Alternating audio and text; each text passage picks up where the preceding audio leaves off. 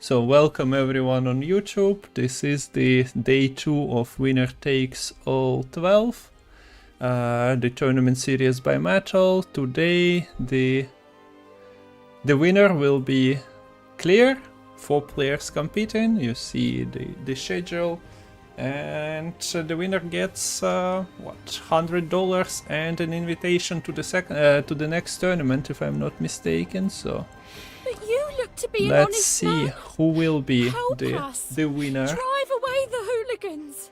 Hey Yoshi Perino, nice to see ya. So yeah, match started, waiting for the bands now. And while we are here, you should also go and check out if you got any lemons on twitch.tv/lem0n44. Maybe not today, no morning stream, but surely more to come. Yes, I definitely am planning to stream a bit more now I'm on my summer break. It always feels so strange talking about seasons when I know basically everyone else involved here is European. And you lot will all be freezing now in the middle of winter. Yeah. As I'll be boiling and dying of the heat. It's gonna be great. It's gonna be great. Okay, I'll believe you. It's not. I can barely sleep at night.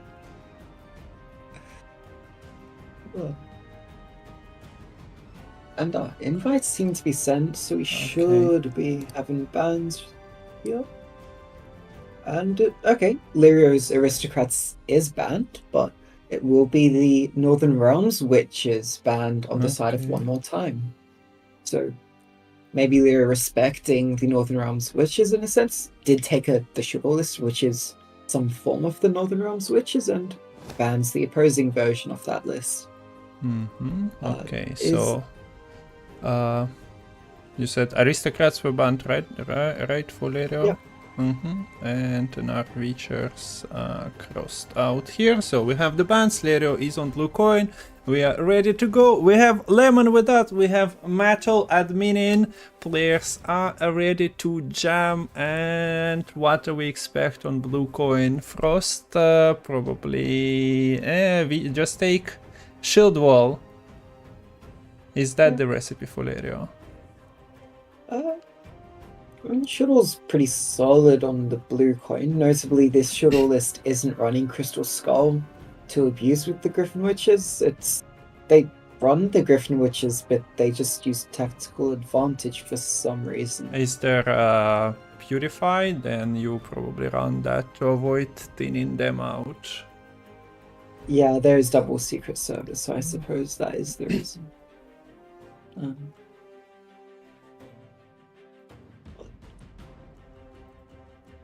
Yeah, I don't think with the Aristocrats banned, I can see a lot of these lists being fairly flexible in terms of coinage. It could actually be lined pockets on the blue coin.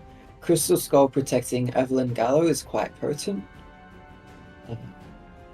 Although this lined pockets list is less engine heavy than the usual Golden Necker bounties we see, so it may have a bit more inkling to go towards that red coin where you can just safely develop your Open Sesame carryover. With all that in mind, you may go for more of a counter queue. The red coin from One More Time could be the Nilfgaard. Honestly, it's just all mid-range.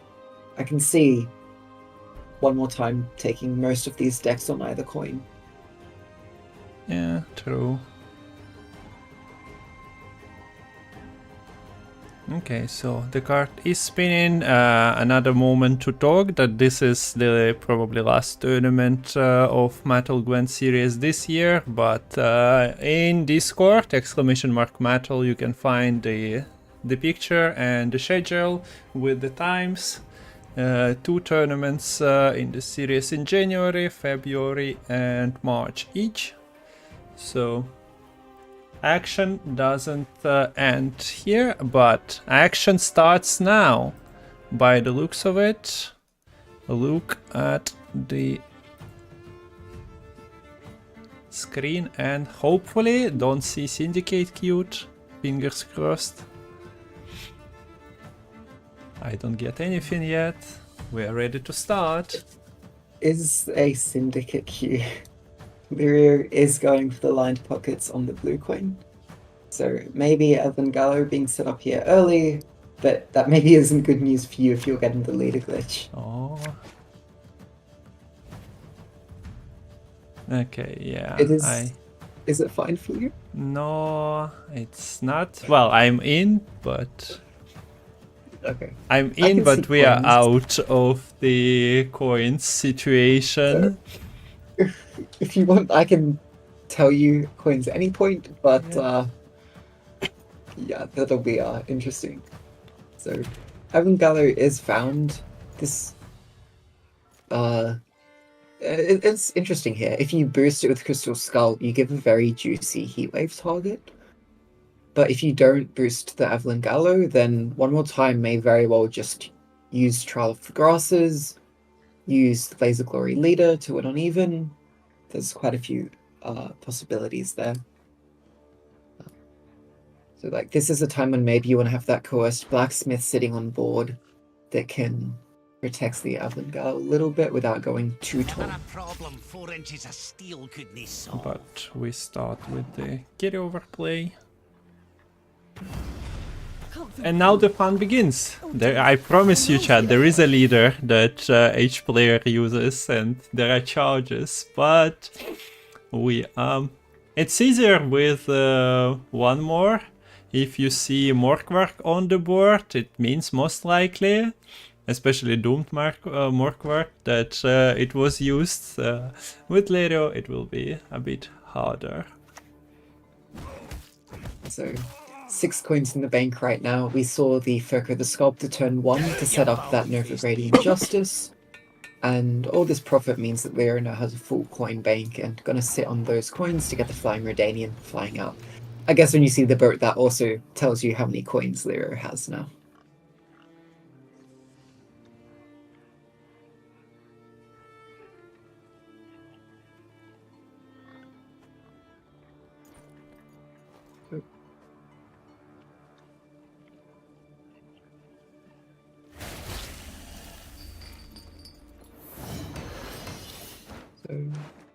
Trial of the Grasses taking out the Cursed Blacksmith. Since the Cursed Blacksmith could have protected another threat above the 6 power, or this above the 6 damage of the Trial of the Grasses, it just makes sense to kill the initial threat of the Blacksmith rather than whatever it would have been protecting later on. Okay, Lerio is on a mission. He banned one Witcher deck, he steals Witchers from another deck. He's like, no, it's my tournament where I play Witchers and everyone else, play your silly devotion decks, etc. Just let me have the Witcher fun.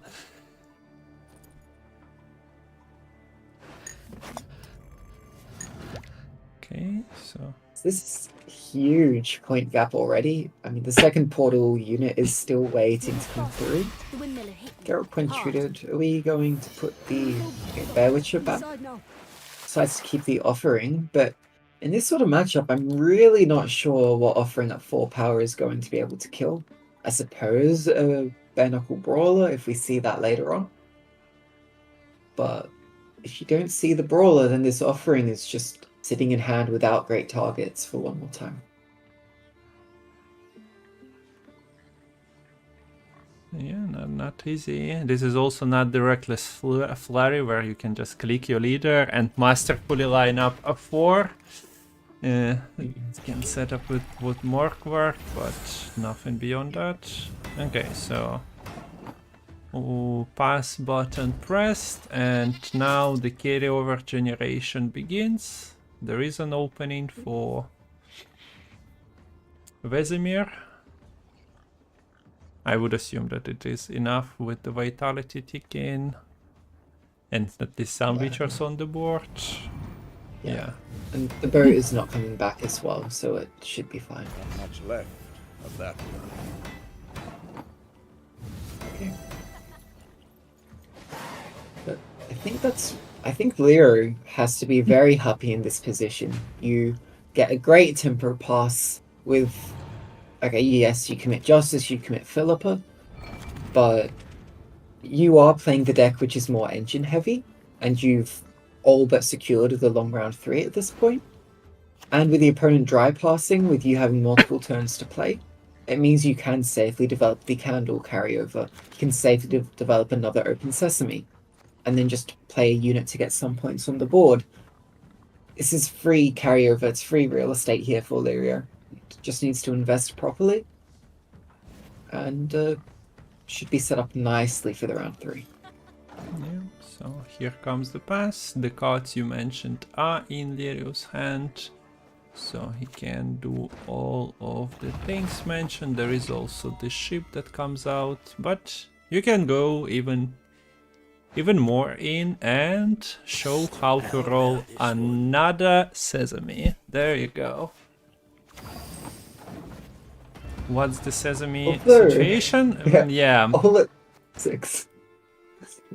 It's a 666 and might be not that great to get all 12 coins at once. Maybe if you manage to switch to jackpot for a second, somehow it works out for you. I'm not sure where the coins go.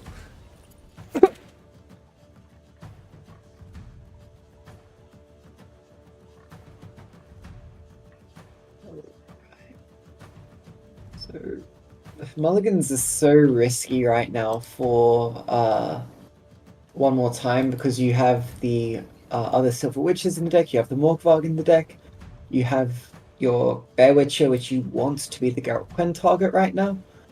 So yeah, maybe you would have preferred to have the Olgod in hand to boost up all these cards you would be pulling out over the course of the round, but the Olgod is going to be missed.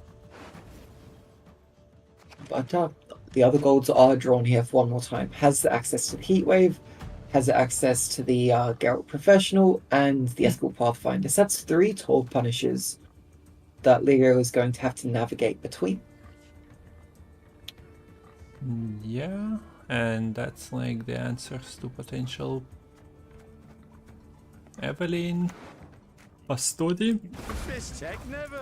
So you kinda are relying on removing points from your opponent's side of the board, because that's what poisons do. That's what Bare Knuckle Brawler was raised to do as well.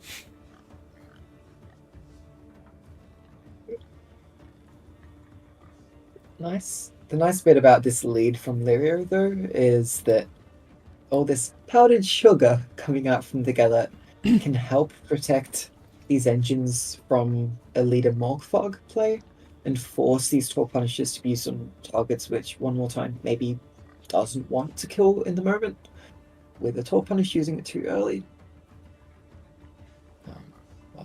We will see what... Okay, we start with the location. Location pools. To arms, men! And when you know that your opponent is not playing offerings, you can float for... Well, you can float, but there is the Brawler, and Brawler goes and spends some money, deals with some Witchers, and now says, if you wanna fight me, you better either leader or, yeah, as you mentioned before, you can set up. Poisoning a unit while buffing it is nice, but you kinda can only do it only once. The candle is waiting though for some contributions, coinage, and then it can work with the Brawler. Yeah. So right now, Lerio is worrying about that second copy of offering. Wants to ensure that these engines are out of range, although at this point I don't think you care too much if the Bare Knuckle Brawler gets killed off. You see the poison protection coming onto the Evelyn. we can see that the Morgvarg was boosted up to 8. And it looks like that will be enough to kill off the other one. Yeah, okay. Deal with 2 threats at the same time. Although, yeah, as you mentioned, well, it's still a spender, and Lerio would kind of love to spend to the other side of the board, which he cannot anymore. It is starting to look a bit worrying about the spenders for Lerio. Because there's still the 3 toll punishes, so if you have things like, if the Eventide Plunder only gets you an Urchin, that's not good against all these toll punishes, so you have 1 more Cursed Blacksmith in deck, and then 2 copies of Eventide Plunder, and that's basically it for spenders, apart from this Geller and Candle, which can spend, but they're a little bit slower or awkward to work with.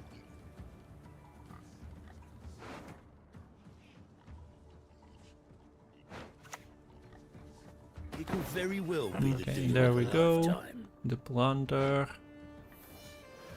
Rope, and there we go with Street Urchin.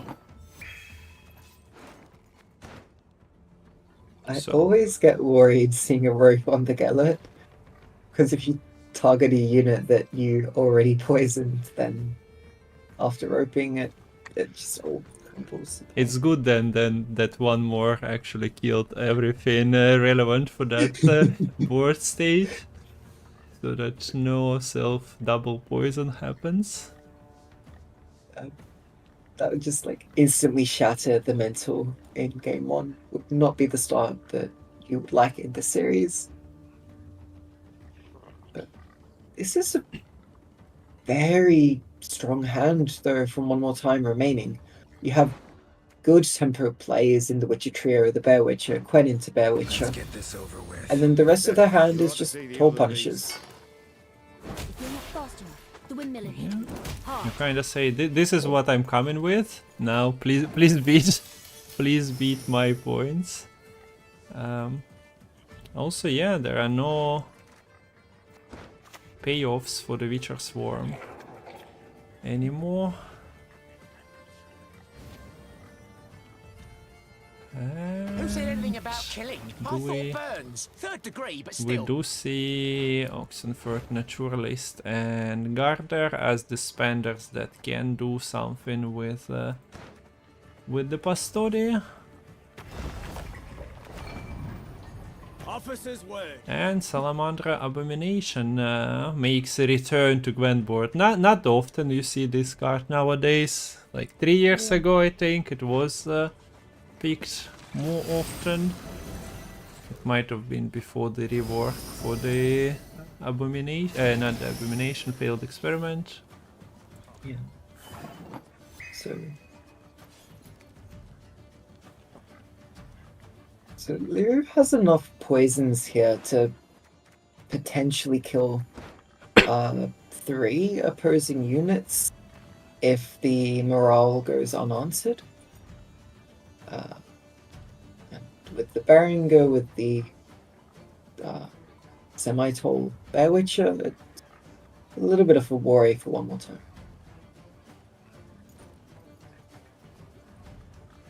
And now that there's multiple spenders, multiple threats on board, what are you most worried about answering here, Kung Fu? Well, we do see a spender gone. I'm kind of surprised. Like, yeah, Gellert is deceptively, slowly doing something, but he always finds value if kept on board, so might be a bit of a surprise that he's still there after he lost his immunity and is not protected anymore. And welcome to Pastodi show. You get a bleed, you get a bleed. There is counter 1 on the sesames. So let's see who else gets a bleed. Now repeating himself a little bit, but Pastodi spreads it sorta evenly. Can't blame the man for trying. Also, two for one spender, so yes, you are going tall into a tall punish, but theoretically, you are getting more from your coins than blacksmith on something like Shady Vendor. Yeah. It's just that you bled one power student, which is unfortunate, and then you bled another one by 4.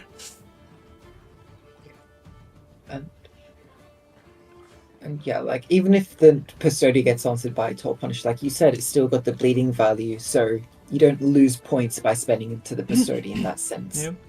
It also forces the opponent to actually use one of their Tall Punishes on the Pastodi, which means if one Tall Punish goes onto Pastodi, the other goes onto the Salamandra Abomination, the morale is free to stick, and all your other spenders are free to stick around, which isn't really what One More Time wants here. That bleeding is just nasty. Absolutely nasty.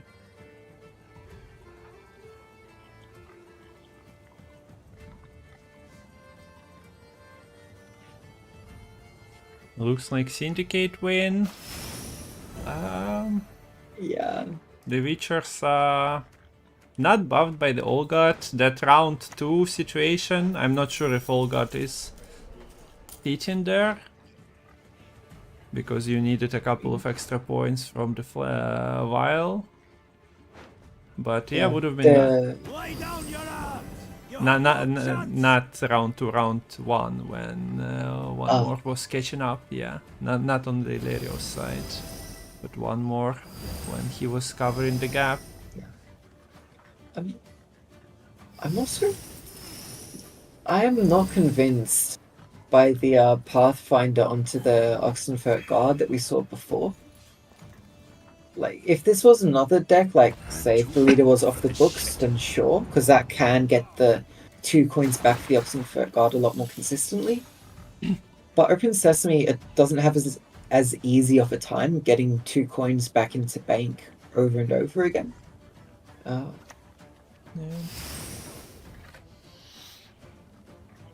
Okay, and the poisoning. The Happy Mary poisoning continues here. 22, 23 is... this is... the professional is like, wait a second. I would like to offset you a little bit. Can you please move? Yeah. But yeah, you need 21, you need 24, you have 1 pink, you have 3 pink. Doesn't seem to be ideal. No. So, yeah, as long as... Well, actually, now that the Gela is boosted by 2 each turn, you just need 1 boost from the Cursed Blacksmith to combo, and you're staying 2 points above a multiple of 3. It keeps you safe from the Gela Professional.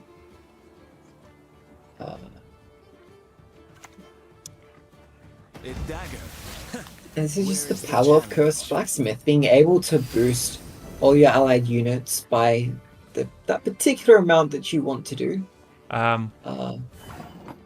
Never mind. What? Oh wait, I think Lerio might have made a slight mistake in getting about some other boosts. Not that it matters here. Yeah, he still wins the game, but yeah, buffing by 4 and not having the coins to continue the offset is not ideal. Okay, we have a spicy game number 1 with too many things to answer, turns out, for the Witchers. What just happened? Lerio offered a 30-point Geralt, and one more said, like, what are you doing? Thank you, but I'll forfeit myself. Yeah. Something to that extent happened. I think that of all the players that we have in the tournament, Lerio is, especially in the last year, probably the most consistent tournament performer of these 8 players. And you can already see in the first game the masterclass of macro strategy to go for the early tempo pass, recognizing that the Skellige deck doesn't have that engine value. It has a few answers, but those few answers aren't enough in a long round against all the threats that this Syndicate deck can put out.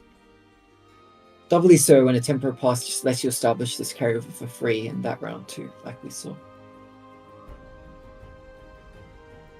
Yeah, so now Lerio has red coin and frost. No, wait, has yeah, red coin correctly. Correct, and frost is there, shield wall is there. We do see frost picked for starters against the jackpot. How are the hands looking? Well, Madame is there. If you wish to do the standard jackpot thing, but at the same time Frost is also loving them long rounds. Who would you take in a long round between jackpot and Frost, Demon? I would probably prefer the White Frost. It kind of does hinge on whether they still have, you know, Eternal Yar, if they have access to Navigators and Foglets, but generally speaking, I would prefer the White Frost, particularly if the Madam Maki's Eternity is coming out already in this round 1. The card designed specifically to give Frost value. Please split the rows immediately.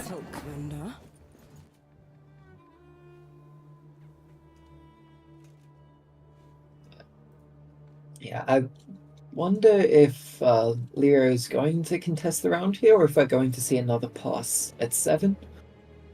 There wouldn't be a tempo pass in this situation. It would basically be saying, I can't match up to the Madam Maki's Serenity, or I don't want to commit big enough tools to need to do so. I'm a bit surprised Matol didn't demand that Lerio plays Sabbath Frost in the tournament. What is this? We need like a list of regulations, no Syndicate in the opening game, so that platform is working okay. I think it never bugged if you like have Syndicate come up later on in the series. For starters, it somehow very reliably does the thing where we need player names and don't see the coinage. Or maybe if we're assigned in different slots for the spectating, because mine usually works fine in game 1, whereas yours seems to not. Yeah. So I'm not sure if that's also at play. And Nan in chat with the amazing puns. Yeah. You have Probably to coming be... from my job. You have to watch it live on Twitch to actually see all the puns. Lemon does nice job with them on the cast, but chat also learns and picks up things from Lemon.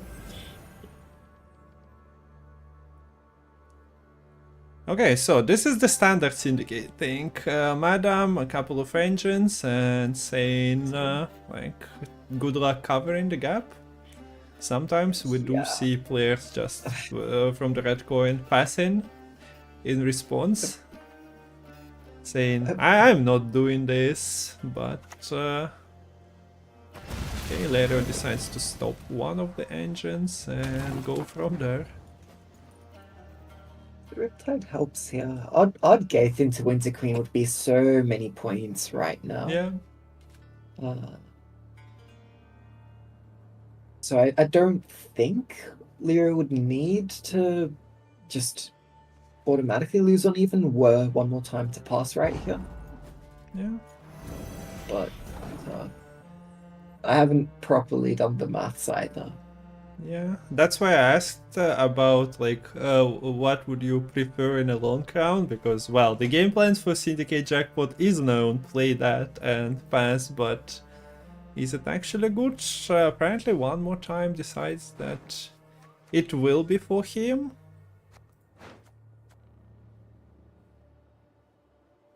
Which is for us to find out in this round 3, because well, unless Lerio art gates and does the math, maybe commits leader.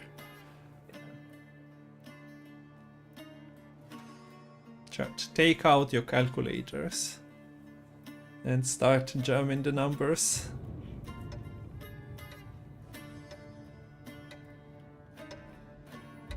Yeah.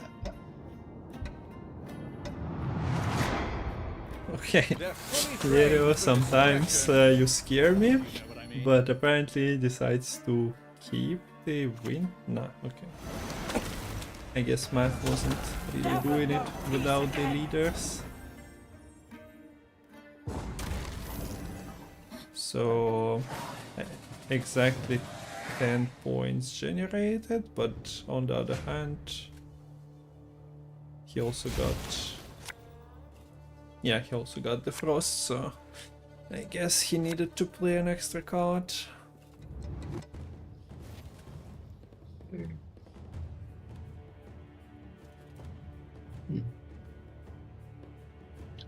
Right, so 2 cards down here for Lerio. I don't think you'll bleed in this situation as White Frost.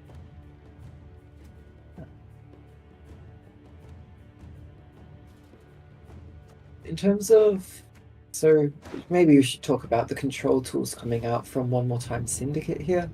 It's going to be the Philippa Ironheart with the Seas. There's the Moros with the tribute to just destroy any unit. And that's basically it for control, unless Shady Vendor Hire or something. Yeah, you can find maybe an answer to Anel Aristocrat. Unless it's double buffed, then it's kinda hard for you to do. No candle in hand for one more. Appeals can be filed within 7 years. So he's going for a unit that is row dependent to generate something off of it. Because playing this in round 3 might just lead for it to be moved by Aristocrat, by leader, and you're not getting much out of it. We do see thinning, and do we throw another bronze into the mix? Not like you're growing Iron Tide, but might as well fill the bank, otherwise you're 1 coin short.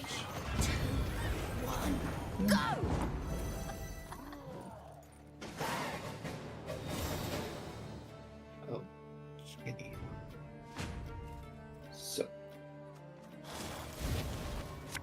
this is the strange world we find ourselves in, where it's not Syndicate, which has a artifact already on board going into round 3. I'm happy we are finding out the answer to the question, like, do you do the Syndicate thing against the Frost that has similarly potent to the 10 card round? One more says, yes, I'll throw 3 engines in, but, well, I kinda have my doubts. Yeah, there's literally 1 engine in hand here for One More Time.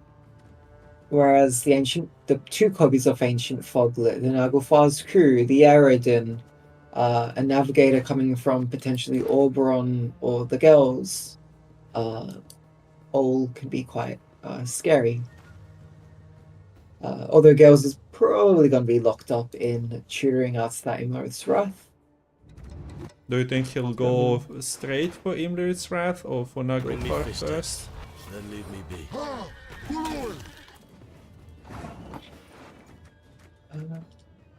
I mean, surely Naglfar first. It's important to thin your deck because thinning is winning, as they say. But The engine has landed. I repeat, the engine is on the board, so 9 turns of Peaches generating value, surely. So what are you seizing with the Philippa? Probably either the aristocrats or the ancient foglet. I would not be surprised if Lerio is trying to play the aristocrat the same turn that the Tonaliar gets clicked. I think I spy some potential frog food setting up. So yeah, one more plays around that. I'm no beggar. I'm an artist. And good work with the over-profit to ensure the beggar stays out of Toad Prince range. Able to have the other beggar having another beggar to beg with.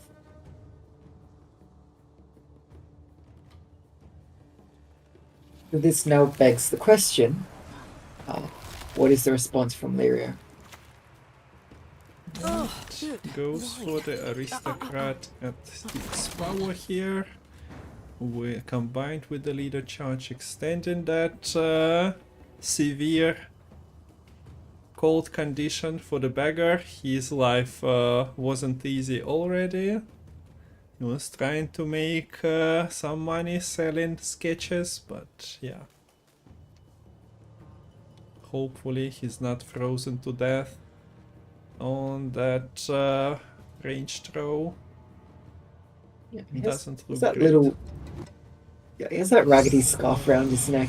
He might be able to protect him from that winter's chill. Philippa comes out, stealing that aristocrat, which is fine. It means that the frost from there is a little bit more limited. Yeah. But between the Oddgaith, the Tonaliar, and the double leaders, there's should be more than enough frost here for the rest of the round to be submerged in winter.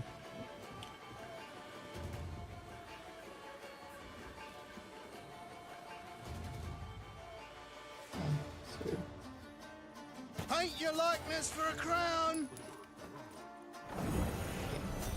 And very nice for the bonus damage from the Aradin. Managed to roll a kill onto that first beggar. So the bonded is not achieved by the second beggar. Misses out on the extra 2 coin profit. Yes, the 50-51. So, do you take the toad as soon as possible? I don't see a need to. I think you'd rather get the ancient foglets out now, because they're losing value each turn that you're waiting on. Yeah, I guess something lines up with anything. Flying Redanian is quite tasty to eat by the end, but I would assume that one more. He's doing a nice job as of now of protecting the other stuff. I'm dead serious. Out of the frost range, but if the dominance is not achieved, like even next turn, it will be once again a full power unit available. Creates a pocket with the units with profit. Caesar Bilzen is waiting for his turn to join the board. Yeah, there we go. The dominance not challenged yet. You cannot really go for the dominance with the wrath available.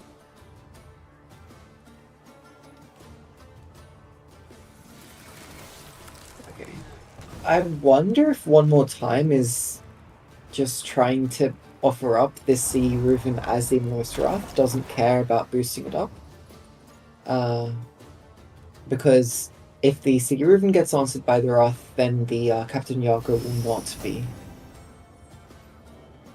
Now this is a Okay, help. so the profit pocket has been broken. Caesar only has to work with the Reuven.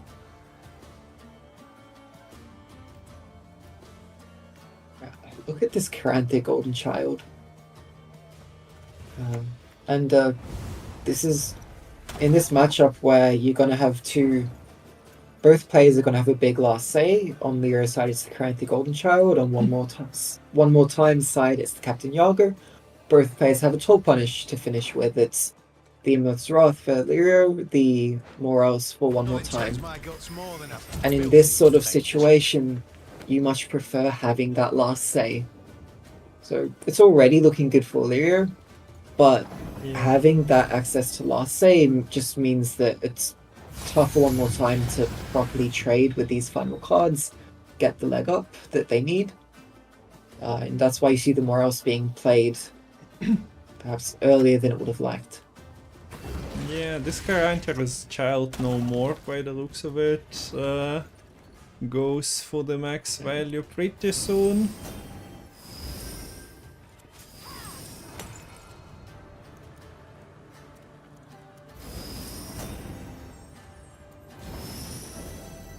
And yeah, there is the big play coming in now. It does close the point gap, but we see the hand.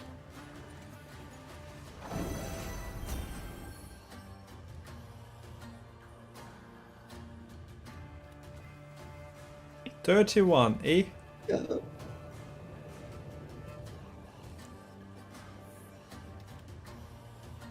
And yeah, I think this is just not that close now with the Karanthe Golden Child still not hitting the board yet.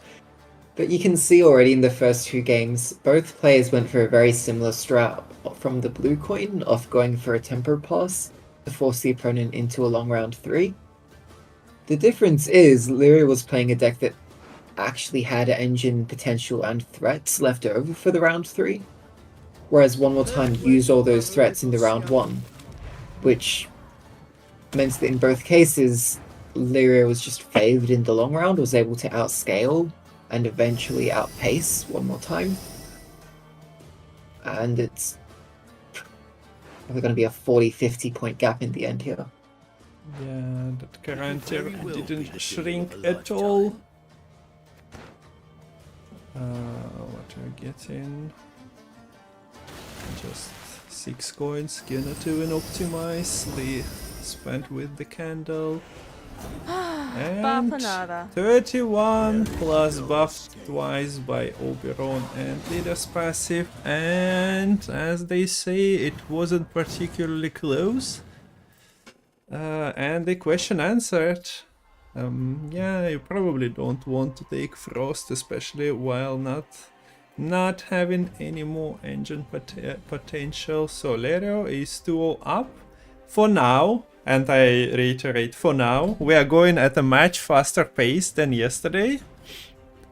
We are 45 minutes in and we already have a 2-0 on our hand, but now is the time for the reverse sweep by one more time. He needs to get one win and then repeat it one more time and one more time. So what you're telling me is that Lerio only needs to win one more time. Yes. Exactly.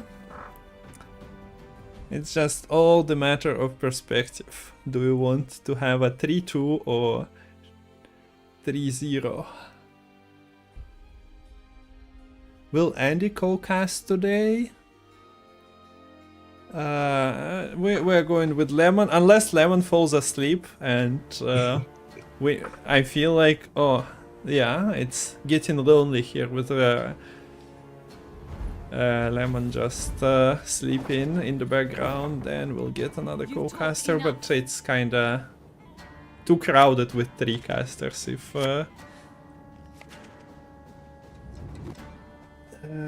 we are being honest. Okay, so there we go. The last Lerio deck is Shield Wall, and one more decides to entertain us with his third deck available. Henry, Nilfgaard, go.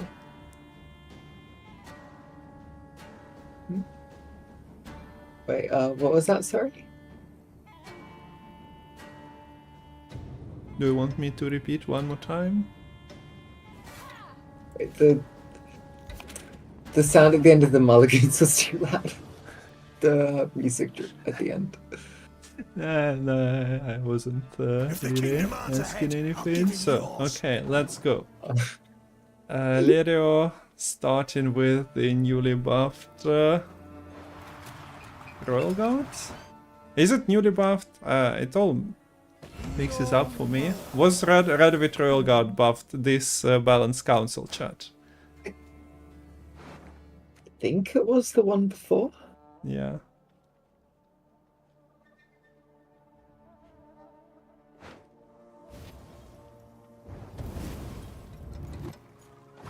Oh, Andy, you got yourself a fan. You just need to start streaming every day. It all starts with one fan. And then the only people you meet in chat are your fans. So it's gonna be like only fans in Twitch chat. Long my live gosh. the Emperor! Long may he reign! A bad feeling about this. Okay, so Dandelion is buffed, not by TA, but the Radovid Royal Guard, and it starts to generate value quite fast. It's quite a lot of value as well. But are you spending Wilgefortz on that? Top card in deck is the Griffin Witcher here for Lerio. So that would end up being the pull from the Vilgefortz, but also maybe not the card that you most prefer boosting from the Dandelion. And yet you see that the boost from the Royal Guard rather than from the TA means that you're playing around that whole removal threat of the Vilgefortz. Sons of Nilfgaard! No, Dandy is allowed to do his task. So, what do you want to buff? A little bit of everything with Keldar on. Yeah, Seems it's fine to give on a bit of a buff here. It's always tough. You don't want them to go too tall to play into the tall punishers, but you want them to be tall enough to be properly enabled. Can't seem to okay. getting any better than this. Goes for the Griffin Witcher, maybe. Expecting the Wilgefortz applied, but have a cavalry just arriving to the front row, but the fight is already over for this round one. Lerio gets out quite cheaply and with some carryover, but well, it's not like one more spent a lot here. And now the draws begin. The Calvit, 12 provisions. Everyone's favorite Balanced Council card to talk about. What should it be? Well,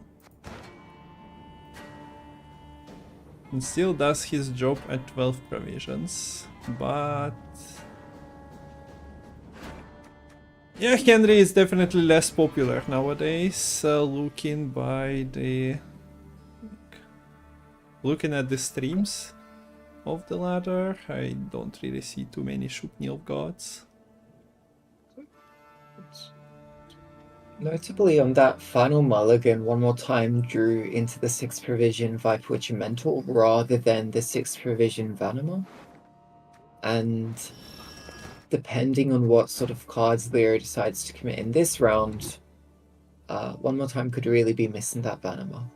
Yeah. But it's usually it's a bit rough bleeding into a mid-range Calvi deck like this. They can very easily just commit Ramon with Norska Sergeants to win the round pretty cheaply, get points time to catch up, and also set up the Mushy Truffle carryover as well. Yeah, and there is even an engine to pick for one more, so for the Empire. Margarita was ready. He was like, okay, engine is coming. I need to be on the board already. Not sure why, but yeah, she was already loaded and ready to shoot.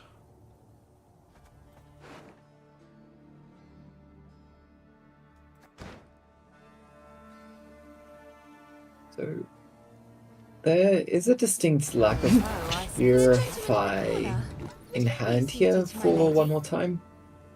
And with a few units already being played here, Shoop Shenanigans don't have an easy, consistent answer to the Siri Nova here. And it would feel bad using the Vilga Forts onto the Siri Nova when there are other threats later on, but it feels like one more time is forced to do so. Pulls out a Griffin Witcher Adept. Could be a nice setup if Keldar hits the board this round.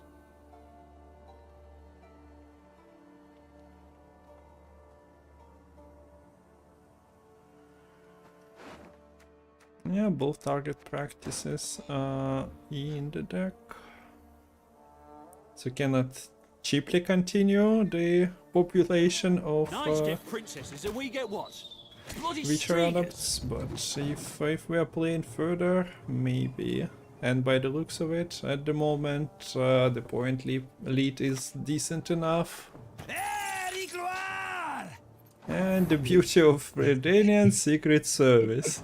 An engine, another on board? No, you have to look this one, a little annoying spy.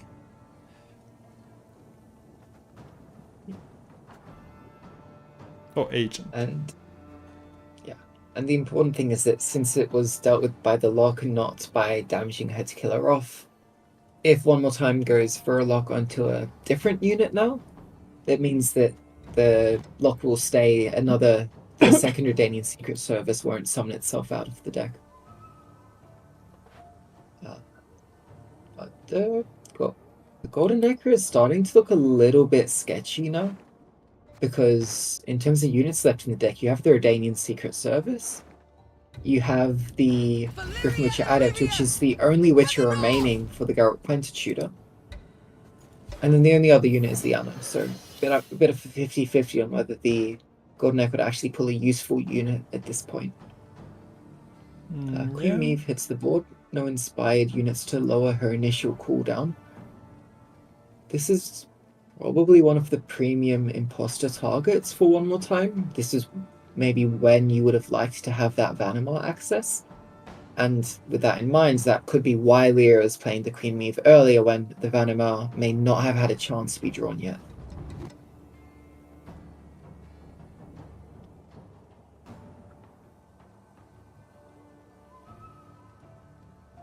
So can wait for one more turn with the leader decision, but decides to use it now. Also probably gets ahead on this turn. And yeah, slams the Ramon. History shall remember the art of being.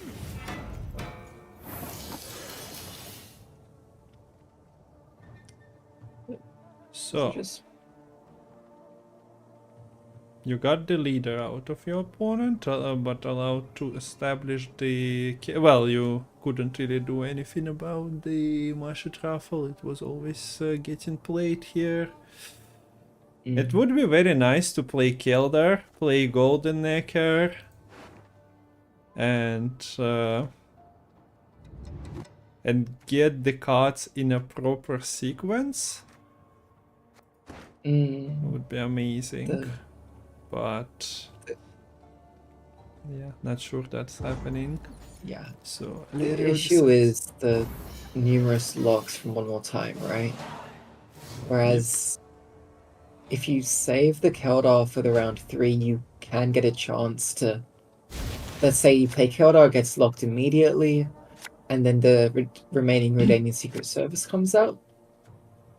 That's fine. You purify the Keldar on your next turn, play Golden Necker immediately, and all those specials that you play get you extra students for the Keldar, and then you force a second lock onto the Keldar too. Okay, so gets adapt. There's also decree. This is awkward. You have to send half your hand back into the deck. And then you have to decree the Gwent that tutors one of the Malignant units out anyway, so... Yeah, Golden Neck could play something. Oh. Draws the artifacts, so that's not coming from the Golden Neck enough. Okay. So the series might continue after this game.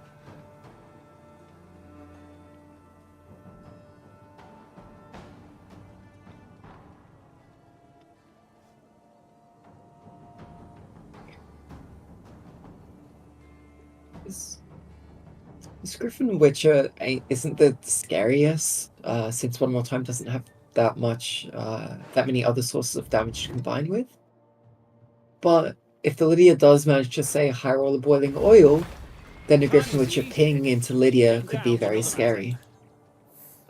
Fortunately, Lerio's list hasn't played in Boiling Oil yet, so that's not a guarantee from the Lydia.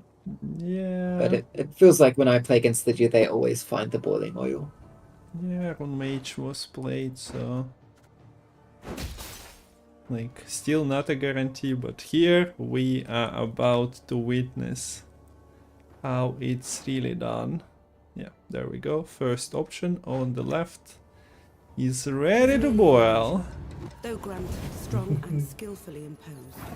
Skillfully imposed, yeah, something. She even makes the point that it's guaranteed when you are good. Now, the other problem is, yeah, this Griffin Witcher, 1 pink, you have to probably buff Redanian Secret Service with the Kair if you want your Keldar. It's a very good point. Yep, goes exactly for that. That is what we see. There.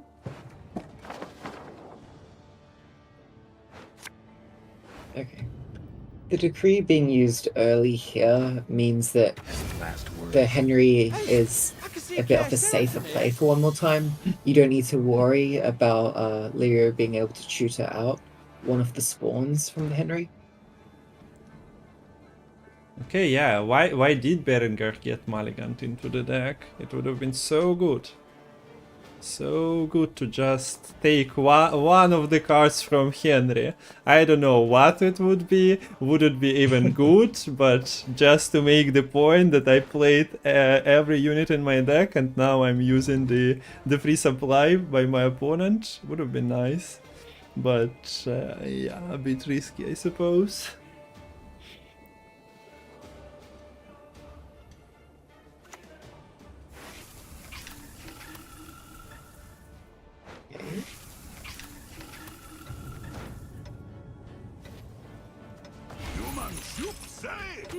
Goes for the lock, maybe expecting, maybe not expecting to get a kill, but yeah, denied. Now the issue is... you can float, she's not dying immediately, so you can just kill her. So, I think there's a couple things to think about here. You could save this Redanian Secret Service to protect the Keldar from later from being locked. Although, if you do purify the current Griffin Witcher Adept, then you force the Redea to lock it again, otherwise the Vanamar won't have an opposing locked unit to kill off. Because you can always get rid of the lock onto, say, the Keldar or any of your witches by just transforming from the Adept if it's, not locked again. Yeah.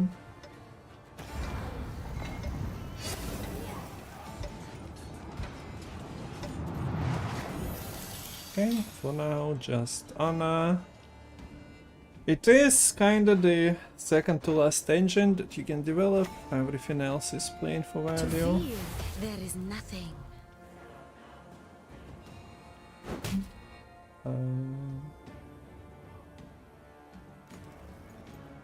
Okay. Okay.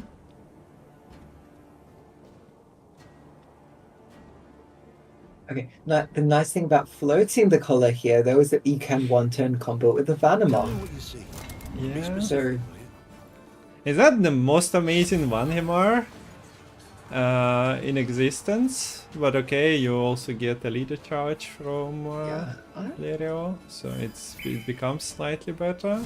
Can I come down now? Yeah, look. To be fair, there is a Joust remaining in one more time's deck, so Lerio has to be playing around that possibility, especially yeah. that Griffin Witcher Adept sitting on board.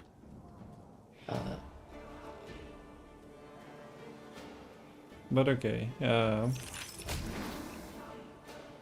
it kinda got solved. There is still Sangreal, which is a Purify. But so yeah, you cannot really load the Van Himar, otherwise you will be playing a mage for 3 power. And that's it. Although, okay, Lerio doesn't have the last say, doesn't really matter that you have the shield. So the Witcher train doesn't stop though. The Keldar's legacy survives with the Witcher student on the range throw, and there is still a target practice and maybe even another one. The bolt, I know, I'm on it. I think the Witcher train might continue on the side of one more time here. I wouldn't be surprised if we see the Slave Driver into Illusionist into Griffin Witcher Adept to transform this 1 power Griffin Witcher. Yeah, because it's time kinda ending. Adrenaline hits in and you cannot stop your transformation. Okay. Here is the Henry. There is a Bratans Edna and Rosa, I must attend to their that needs. Lerio gets. And there is a Demavent. But only bronzes in deck and not too many turns. Is there anything better? War Elephant can get the crew pretty easily, and since you have last say, it's safe from the Baron. So I think the 16-point War Elephant. I mean, to be fine, Demavent but is for the one- War Elephant, so... Oh, but you don't. Oh, okay. You can protect with Truffle, get it to 7 power, and then you're safe from a Trial of the Grasses. It all works together. Yep. Unless something can be done with... boiling oil is there. You cannot combine that with the Trial of the Grasses though, so yeah. Don't really see anything else. So a pretty decent play incoming. To Imperial coin, not to the face depicted there. Also sad for Bratans, no triggers. Here for assimilate, no create. The key is not to lose one's head.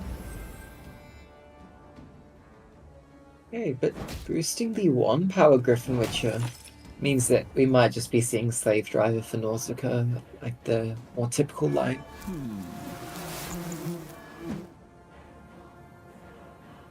How do you feel about Priscilla coming in the mix together with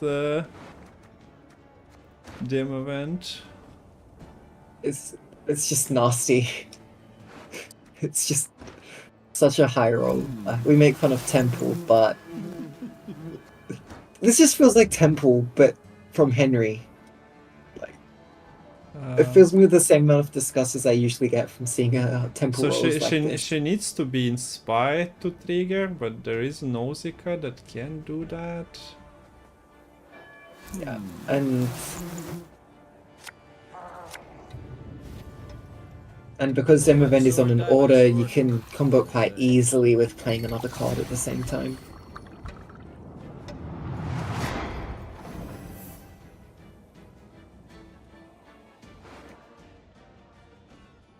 Lemon disappeared. Yeah. Yeah. 1 second.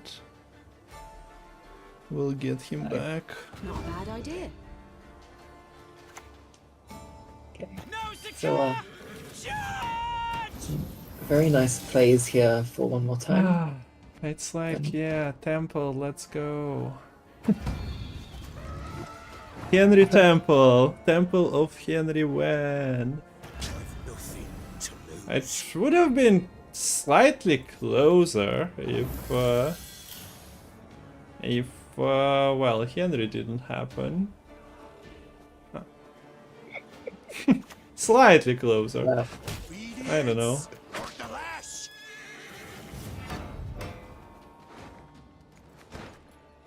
Yeah,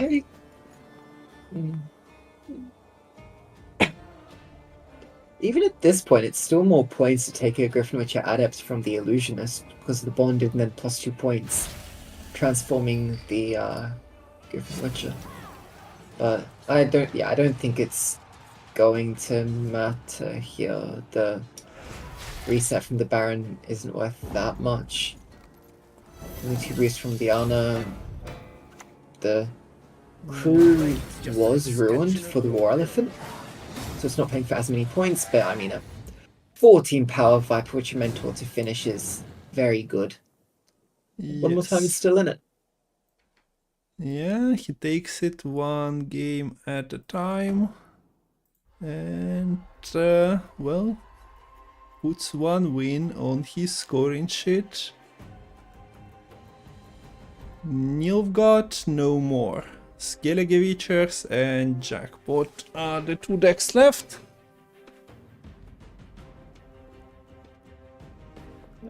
Well, Karim, I hope you enjoyed the Nilfgaard and Temple gameplay. Okay, invite for the next game is in. Let's go. So it's going to be Lerio onto the red coin now. Blue coin for one more time. Would maybe expect to see the jackpot come out. It tends to prefer the first say with the Madame Marquis Serenity to go for more of that tempo pass, like we've seen previously.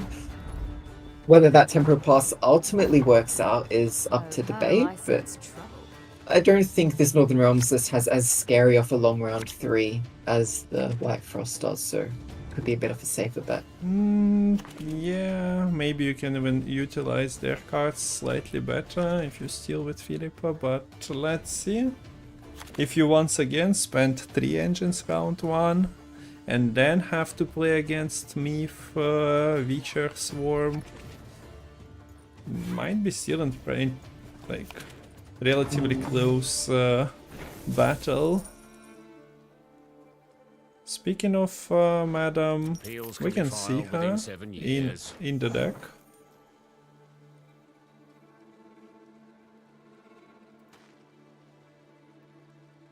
But this time cheap engines go. It will be a fair battle. Do Lerio engines outclass the tax collectors and such? Might be the case. Okay, there goes Dandy. With the leader charge not available for Philippa. But that can change pretty fast. Tax collectors are cooking the books right now to get the coins in. The sword finishes him off. And I think it's very fortunate for one more time to have this Salamander Lackey in hand, because a Margarita onto Soul could be pretty devastating for one more time's chances at contesting this round, but having access to that Purify enables you to keep some locked engine, to keep engine.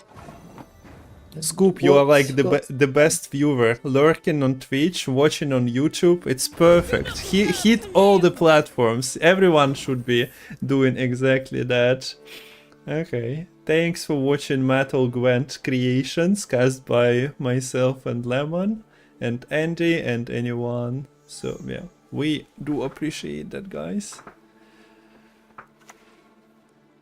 Okay, so speaking of Margarita, Locke being devastating, well, stealing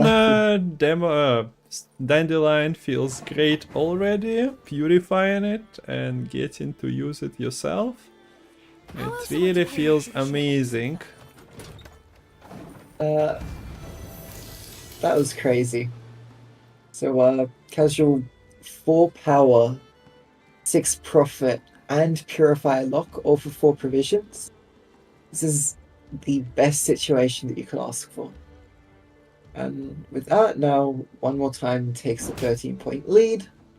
The Dandelion is going to keep ticking, boosting up the. For honor. Wait, Captain Yager? And for coin. Okay, it's going to be a Apparently so. crazy big finisher for one more time.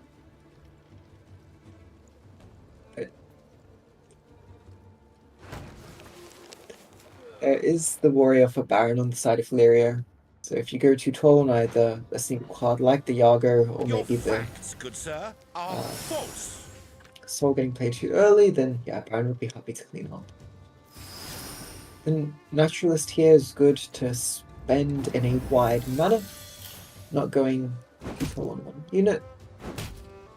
And able to keep this Dandelion uninspired for maybe one more turn until Dandelion not able to pass a trial of grasses. Yeah, I don't know, Geralt talked him into this, but it was a very questionable endeavor. I think, yeah, him as a bard was good enough of a life, but wanted to spice it up a little bit.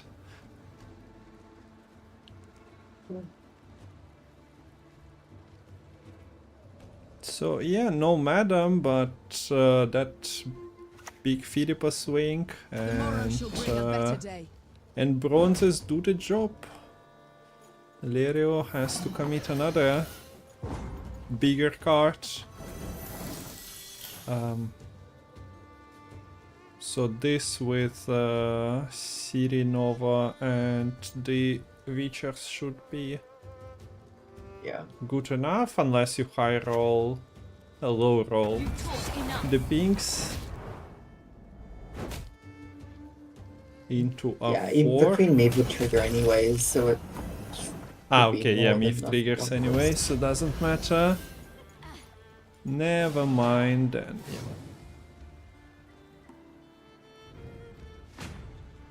So, look, sometimes it's a good thing to miss Madame Serenity in the round 1, because it forces you to save her for a later round, and gives you a very nice tool to defend a bleed with, and we do see the decree finally being drawn, giving access to that Madame Marquis Serenity.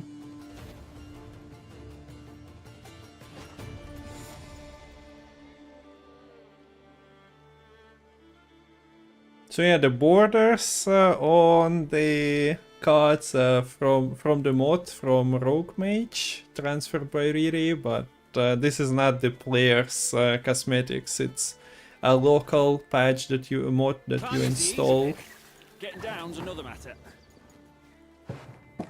Only for yourselves to be seen. Okay, so Lerio with this push is provided to you by Sirinova and forces the Madame out. Doesn't stop at that though. Says I need more, especially with engine ready to go. To see a fear one day with mine own eyes. But now, with the ship arriving, what's next for Lerio? Man, the Golden Necker with Redanian Secret Service doesn't look too great half the time. Well, not that he wants to play it right here, right now, but in general. If you want the Yolo Necker, you have to always think, do I have it safe? Or do I have to do some maneuvers to make it reliable? Sometimes you just have to believe in yourself. And then if the Golden Necker shows you the break and it doesn't go the way you want, then you can just blame luck for the loss and not your poor decision making.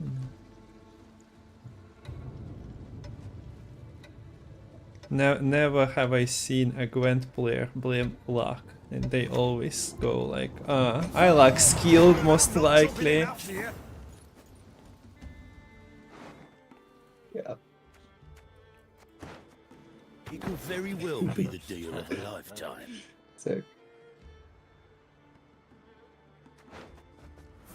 The semblance of power. Okay, Payday, so pretty good tool here to take out the Radovid Royal Guard. And able to stay ahead pretty easily for one more time. The 8 carryover and the Syria Nova not nearly enough to stack up to all this engine potential. And it's going to be card advantage now for one more time heading into round 3. Also gets the last say, so is going to be safe from that Baron. If you save the Yago to last. yeah, Yago will be, but something surely gonna get dropped, so with some money in the purse. So let's see how much of a value Bloody Baron can generate, but yeah,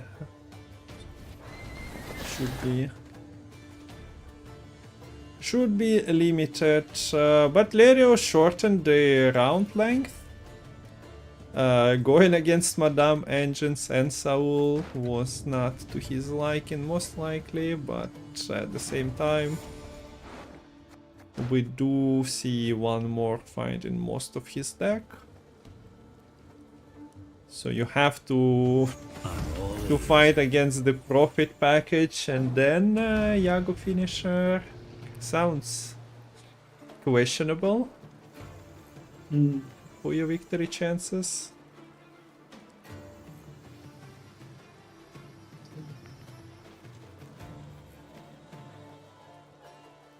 What's the lead here, do you think, for Lerio? Do you just go for the added first? When do you try to set up the Anastrenga? How long do you wait for the Golden Echo?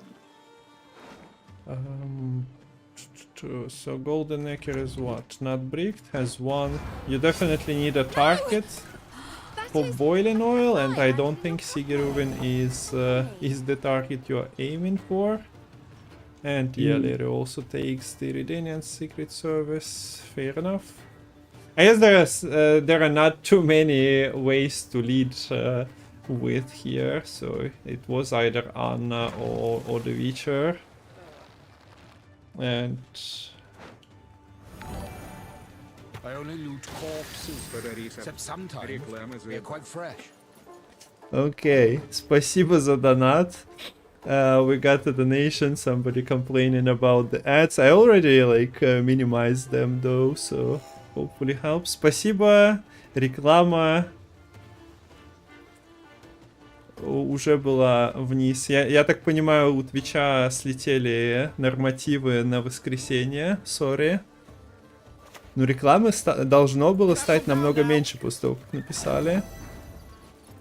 But yeah, I don't know, it's lowered significantly from the default.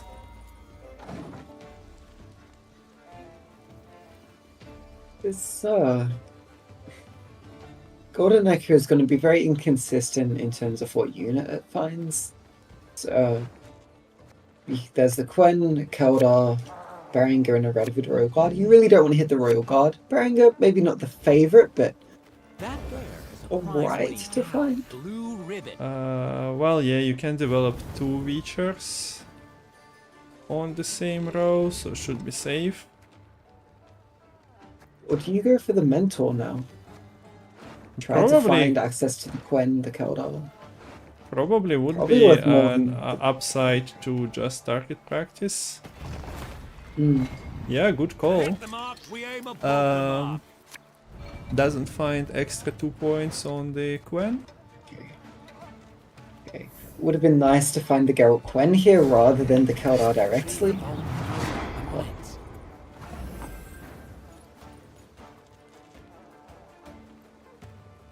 Only one special to get extra value from Keldar. Yeah.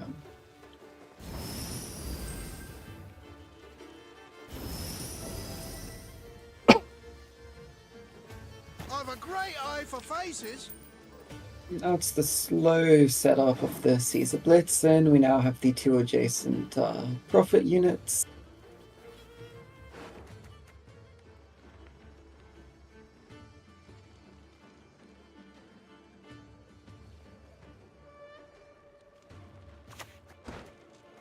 Go on, season yourself with garlic, see what that gets you. Oh, knowing there's no more damage remaining, you don't need to use a leader charge in the Keldar. Doing so would actually just play into the Morale Stall punish.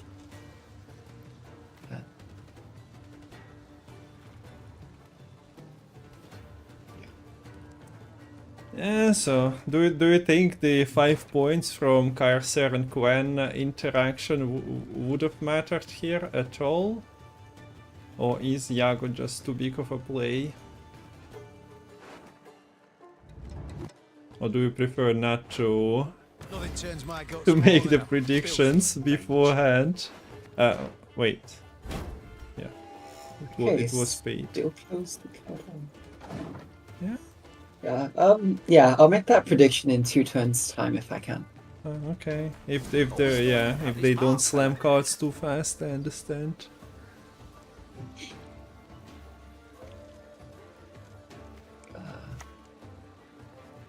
Gather my men. I think this is looking very good for the Yager. I might be underestimating the Sangreal value, but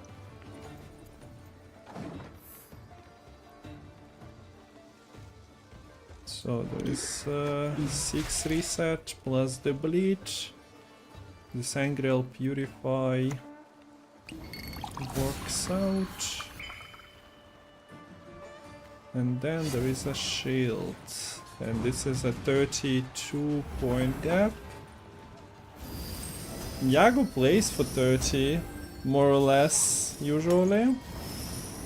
The spending is done as well, and yeah, I don't think the missed 5 points matter whatsoever. And we get the continuation of yesterday's 3-2 is happening. We'll just have to witness the last game. And I'm still hoping for the first tie of the tournament. Так что да, идем так же, как вчера, 3-2 в каждой каточке. Никто не хочет 3-0 делать и отдыхать. So yeah, hope you're enjoying it. The decider is coming. Are you excited, Lemon, that you probably will have to cast into the night the final?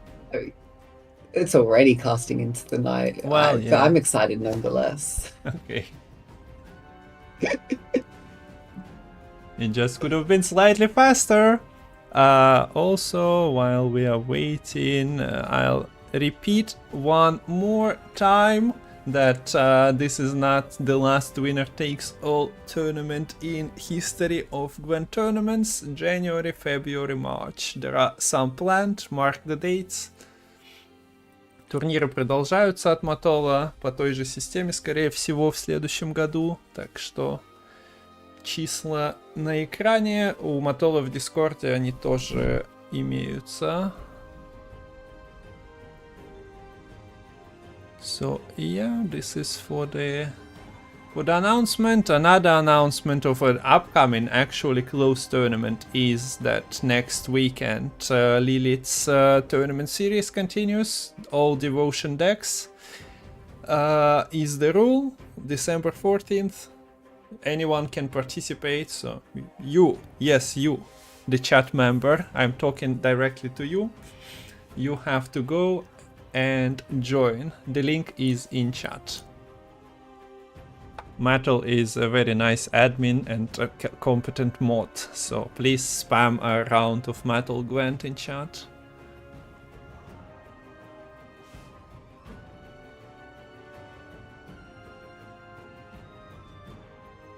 There we go. Spam is bannable? Oh, well, like I just said that you're a competent mod, and now you're just teasing chat. That always works very nicely. I think that's just going to encourage them to spam even Yeah. more. So I'm surprised. I mislabeled Matol. He's a troll mod. We're going to have a bit of a witcher off here in the final game of the series. It's going to be Lerio's Northern Realms Golden Echo Witches up against one more time Skellige Blaze of Glory Witches. I think Allow me to it's still play you fair an to call elven folk Lirio's tune. list a Witcher deck, right? Maybe it's not full on, but it's still a good number of Witches. I don't know, it was just named Shield Wall for like 2 years, I think. So now that one more actually plays Witcher decks, I don't think it's a fair for him to suffer the... Oh, Lerio also played a Witcher deck. Not really. But yeah, there are fine margins, so you can sneak it as a Witcher deck anyway. There are... Yeah, I want to Most of the push my units are Witchers. storyline of Witcher vs. Witcher for the final game in the series. It also you makes know? sense since Lerio banned one of the Witcher decks that this is the final hour for him to like showcase that this is actually Witcher. That's smart. You cannot do the Dandelion buff. You can buff him with the shield wall, I mean, but yeah, you do the normal moves with Radovit's Royal God. Eskel doesn't really care about those shenanigans though. No. He's like, okay, Dandelion. I didn't really like that ballad that you made about me, so just deals with the board. And that's almost nullified the stratagem advantage for Lerio going first here. Shouldn't be too difficult for one more time to... Okay, we're probably not going to be pushing for on even here with Selective Mutation being the next card. Draws into the Geralt Quen. Decides to put... Are we going to keep the offering? Feels like it could be a little difficult to get an offering target set up here. Yeah, the Balance Council buffed all the cards to 5 power, so offering players suffering slightly, but seems to be okay. For one more, decides to keep it. I remember in this matchup offering being specifically amazing at dealing with the adepts, but not anymore. You've now got to maybe combine with some other damage, set it up, but not going to be very easy to do so. Oh, you thought there's a 2 power unit you could use the offering on? Nope, it's going to turn into a 5 power adept now.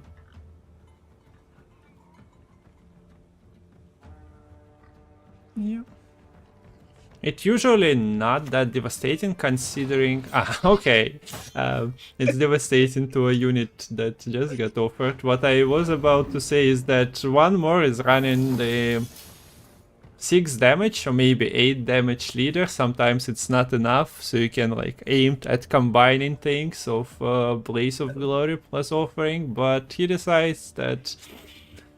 well, I would assume that it was a 1 power Witcher that got offered to the carryover buff. Speaking of carryover, Olgat is not really merciful to one more today. I think he was missing the card. Yeah, that's the problem. Like, yeah, this deck doesn't have a way to tutor the Olgat, it doesn't have a way to tutor the portal. And since we've been seeing this deck played on Red Queen, where they don't have access to the Curse Scroll stratagem, it is quite easy to miss those couple key gold cards which you prefer to get earlier on.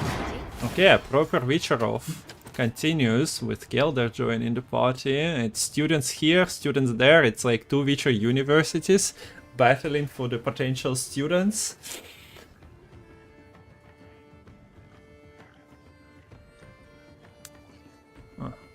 Interesting. So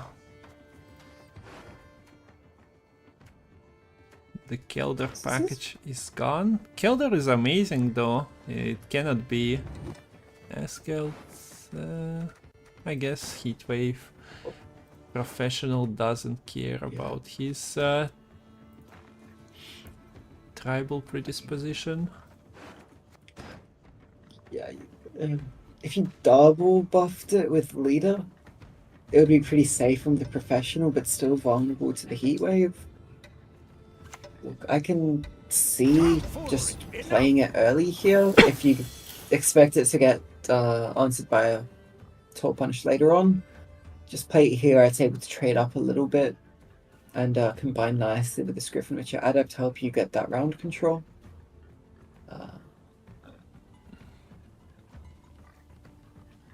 It's very important to not use Trial of the Grasses as the removal.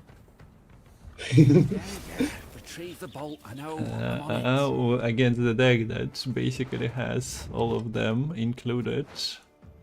Yeah. It's also kinda double-edged sword. You have the 2 power unit that you can set to 13, but What's going on about this mark, oh fella? well. It's kinda useful for other things as well. The windmill. Its sticks spin around and smash you. Okay, so Lerio If you're not fast enough, the windmill commits is the hit. Kelder, commits the Griffin Witcher Adepts, and that's enough. But that's a lot of firepower. Not that much swarming available for Queen Me to work with, since this is not a deck that's running the brigades.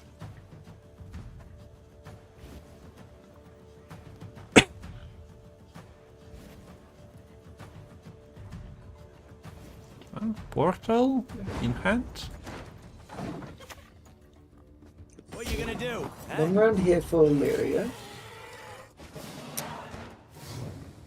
So, Queen Meave without armor essentially forces the heat wave onto her. And then just leaves the Geralt Professional to kill something else. But like, if you use a leader charge to protect the Berenger, ensure the Unastranger is at certain power levels, then yeah, you can make it quite tough for this Geralt Professional to find value, but with only so many leader charges, you'll need to space them wisely here. Yeah, so this is another case of Olga just hiding in the deck. There is access to the trio through Gwent, there is leader dealing 8 damage with Morkvark, and Portal was not bricked, so all things considered, one more should be happy with the draws. Found all the 3 toll punishes early on already, 2 of them, and Professional is here to join the party. I find it a little ironic that earlier in the year, I'm pretty sure Lerio was one of the... I remember one of the voices sort of saying that we should power buff the Witcher trio. And then runs into one more time here, actually playing the Witcher trio, a card that he advocated to buff. The bolt softens him up. I mean, Sword finishes him off. should make him a happy man that the card's seen play. And Council actually leading to something.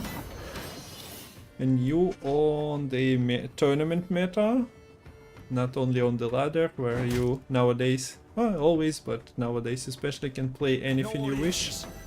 Who's down today?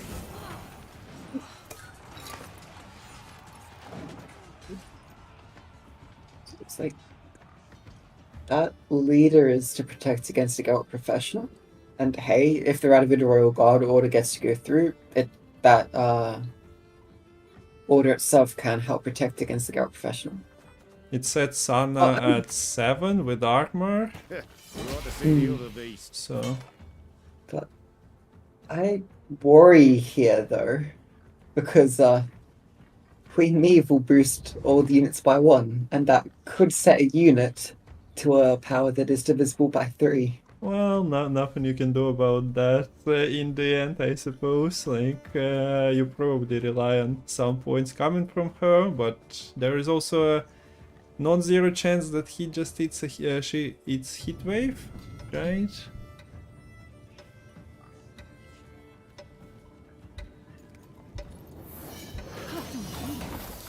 Oh, toes. Oh, nose. Oh noes. The Watermaster is surviving, okay. What's the boiling oil being kept for? That is a good question.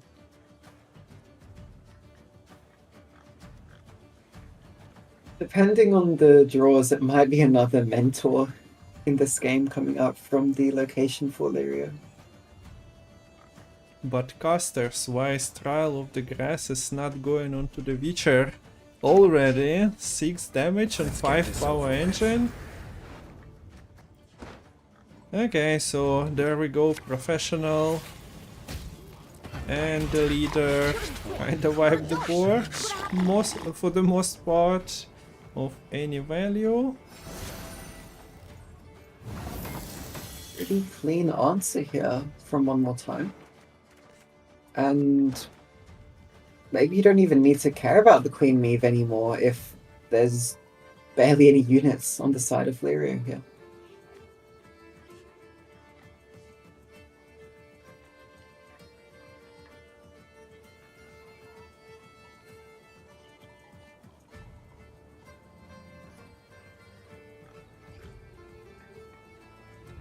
So this has to be a huge golden necker, because you have to make up a 34-point gap now, and there's still some pretty big plays to come here from One More Time. We're still going to see the Witcher trio.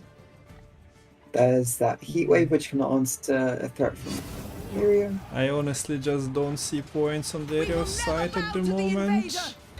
Same. I would be interested to like be proven wrong, just to experience it, but too big of a point gap with 18-point Gwent.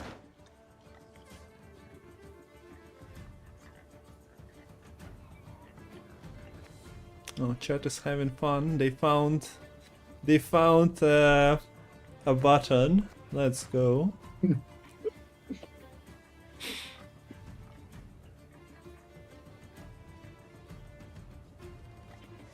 More.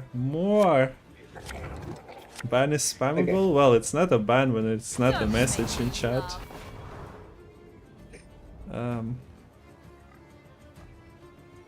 Well, there are no more toll punishes, so... Sunreal's fine, and they'll get locked anyways by this Griffin Witcher Adrenaline. For honor. And for Decides to keep the Griffin Witcher here. Doesn't go for the mentor to try to find the Geralt Quen. But...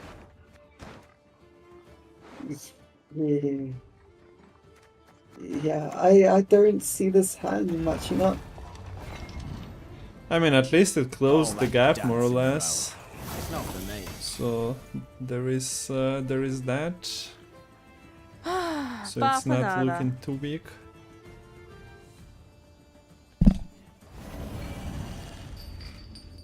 Okay, that yeah, slight misplay there from One More Time. The Bear Witcher should have just targeted the bigger Griffin Witcher, because this ended up playing into Trial of the Grasses. So a 3-point loss. Bapanada. But speaking of a 3-point loss, this location boost isn't doing much for Lerio. There's no adept to transform the student coming out of the target practice. Looking a little bit rough, and One More Time, Hyun Kaduk does manage to get the 2 heal onto both adjacent units. Yeah, so there is slight help from Redanian Secret Service Purifying Ones. The Griffin Witcher will have a task of missing the armored units, of course. The boiling oil is still there, and it doesn't really do much. Yeah, Target practice is not amazing, so... And there is not much to reset as well, so... yeah. We'll wait it out, but by the looks of it, we kinda... Well, we would figure out the finalist anyway on the result of this match, but it kinda seems to be more obvious with each turn. I think, yeah. most obvious after this turn. Witcher Trio coming out 15 points, +3 off the Gwent body. And they're not the type of player, though, to forfeit prematurely. Maybe some miracle will occur here. Maybe the Trail of the Grasses accidentally targets the opposing Siri Nova. Who knows? Would it be enough? Yes, I suppose it would be closer, but yeah, there is the reset, there is the Train on the cone. I hate the it. final play, and one more time goes into the final of winner takes all. Lerio's journey in this tournament iteration ends. GG's to both players. Quality game that went till the last game in the match, but yeah, kinda was feeling that it's going one more time. So he is the superior Witcher player. We can claim that. Yes. And perhaps not just because of that victory, but because they're bringing 2 Witcher decks rather than, I guess, half a Witcher deck from Lerio. But Yeah. yeah. Okay, Well so played to both of them. well played to both of them. This is the semi-final number 1, but there are more. FireSnail versus PepeSmile, and then the final is happening, so we can expect that in about 15 minutes when the sweep is reversed. Yeah, that happened. But players really like the 3-2 series during this weekend, so it makes sense. Alright, so FireSnail, PepeSmile is the next series. Some spice available there. If I'm not mistaken, PepeSmile is running Cursed Adda deck for Northern Realms, and FireSnail has some good old and relevant decks available in his lineup. So we'll return in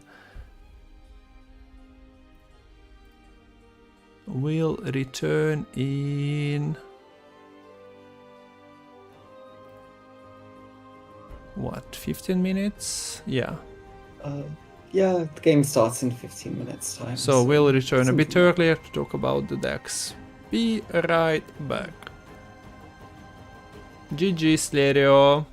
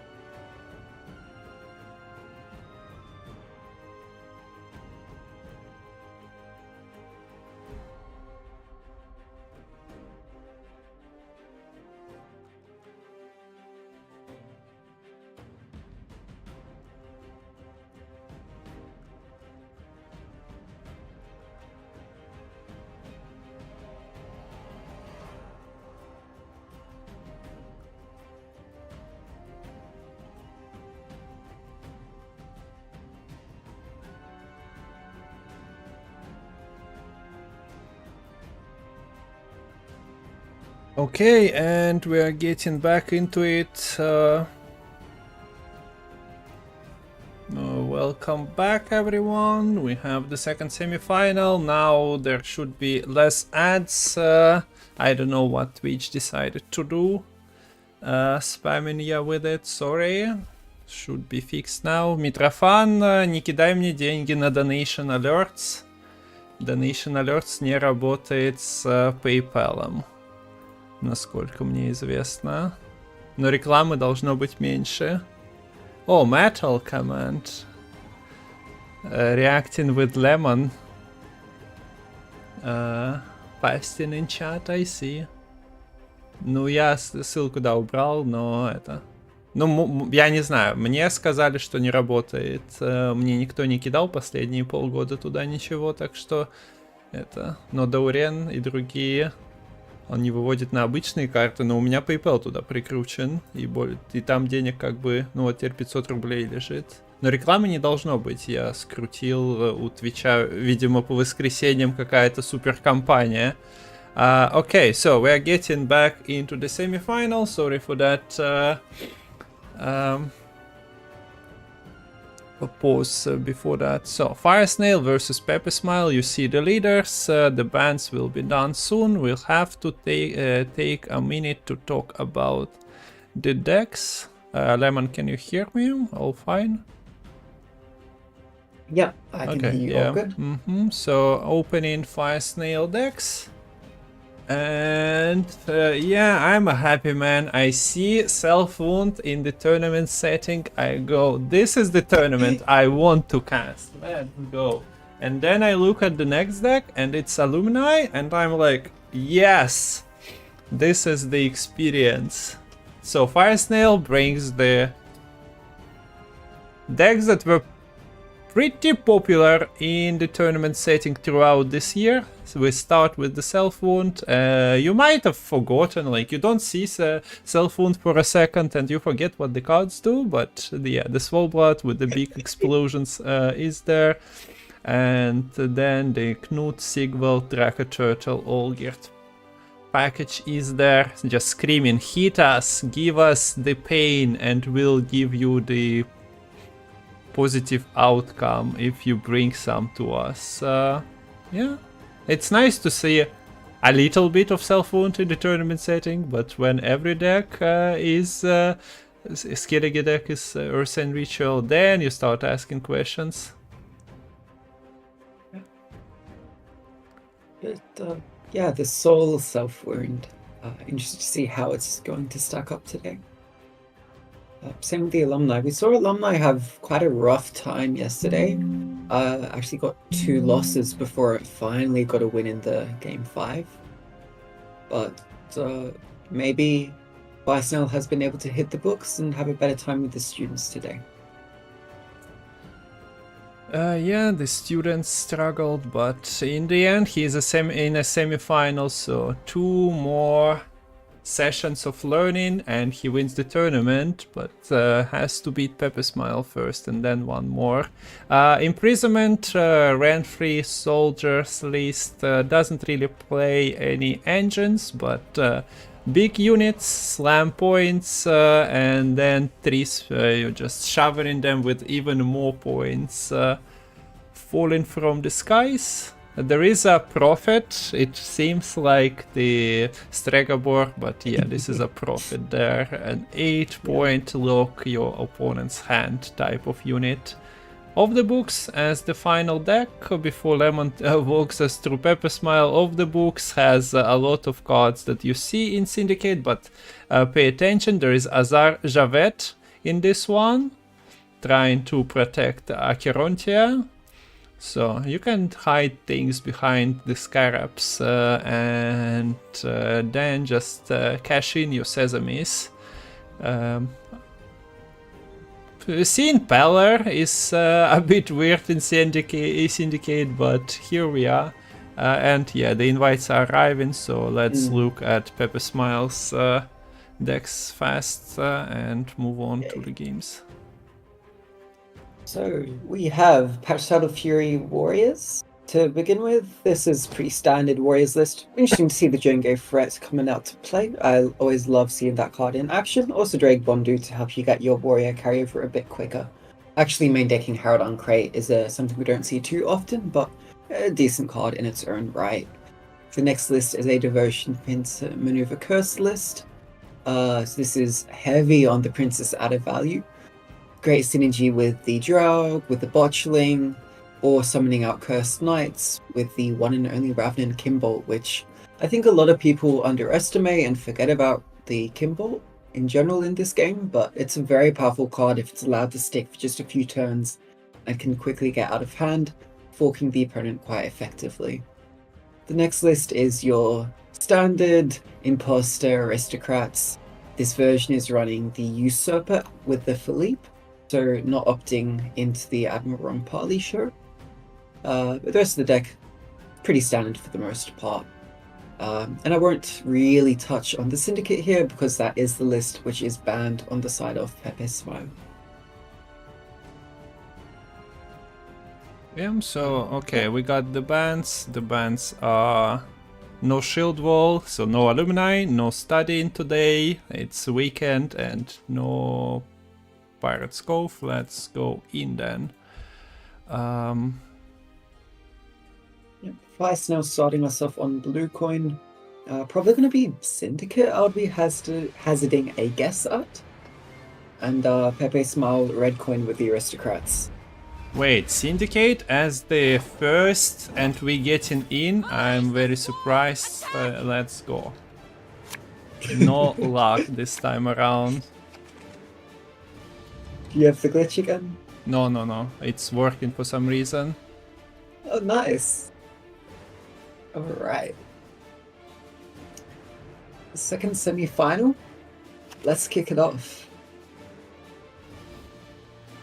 So, quite a few Stitious Aristocrats in hand already for PepeSmile, but does have a Dame, does have a Old Pikeman, which can work together quite nicely. But going to have to worry about this Horson's Freak Show and the Witch Hunter Executioner combining with this Hysteria in hand for FireSnail. Has these tools which can spend to take out early engines from PepeSmile. Yeah, okay, so FireSnail, PepeSmile 0-0, this is semi-final, and the bans are also on screen, also should be set. Let's go. If there is anything with, I don't know, muted mics, etc., don't hesitate to mention immediately, since we are casting with no delay, it makes things smoother to fix on the go.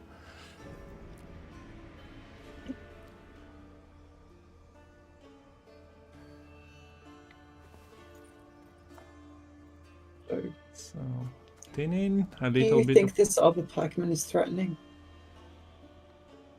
Yes, I feel everything is threatening enough to start jamming immediately. Like, there is a problem of Emissary being available, so just playing Hysteria and hoping to finish it off next turn is not that easy. Of course, we do see that there is no Emissary available in hand at the moment, but that's a different story whatsoever. But it's nice, look, all the thinners, all the dream of Nick R was to buff all the thinners, and here we see Hunting Pack, Casino Bouncer, Sewer Raiders. So we of course changed Casino Bouncers to be 5 for 5 instead of 4 for 4, but yeah, the thinners are in hand for both players, so hopefully draws won't let them down. Ested esa crisa. So, Pikeman able to stick for now, but getting a little bit of pressure from that Witch Hunter Executioner. And the nice thing by leading with the bleed first is that even if the Executioner gets dealt with, then the Pikeman can still get finished off by that Hysteria. But now Thirsty Dame is also a card that you'd want to deal with, but yeah, this is the enabler, so maybe you deal with that and see from there if more threats come in. There is a second Elbow Pikeman theoretically available, but not in hand. This is when I wish the Syndicate deck had Philippa, because stealing the Dame and then spending on the Executioner would be very, very fun. Locke is going to shut down the Executioner. It's worth noting that this is a Madam Mucky Serenity list that FireSnail was playing, but missed both the Madam and the Decree in this round 1. So, probably like to get those online, maybe get a bit of a push in the round 2, try to bleed out that ball. But to do so, you need to get the round control. Pella coming out early in the round 1 here, keeping this Executioner online. It's a spender, sure, but it doesn't have any other bounties to really get any additional value with here. Yeah, it also removes Locke from the board, so that Servant is weaker, but at the moment you don't really have any engines or relevant cards to protect from being locked potentially. So yeah, gets the spender on the board. Can open Sesame and spread the bleeds. We do see Artfane jumping out of the deck, so PepeSmile was playing bronzes mostly, maybe trying to see if FireSnail will be happy with thinning and leaving the round, but in the end commits the Aristocrat that triggers the thinning, which means no Artfane in a long round 3.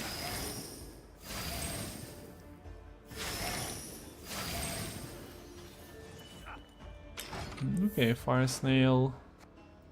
Okay, it's a ball near the top of the deck.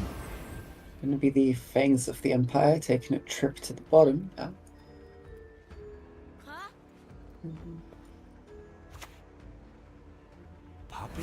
this is +8 and Hunter taking a trip now.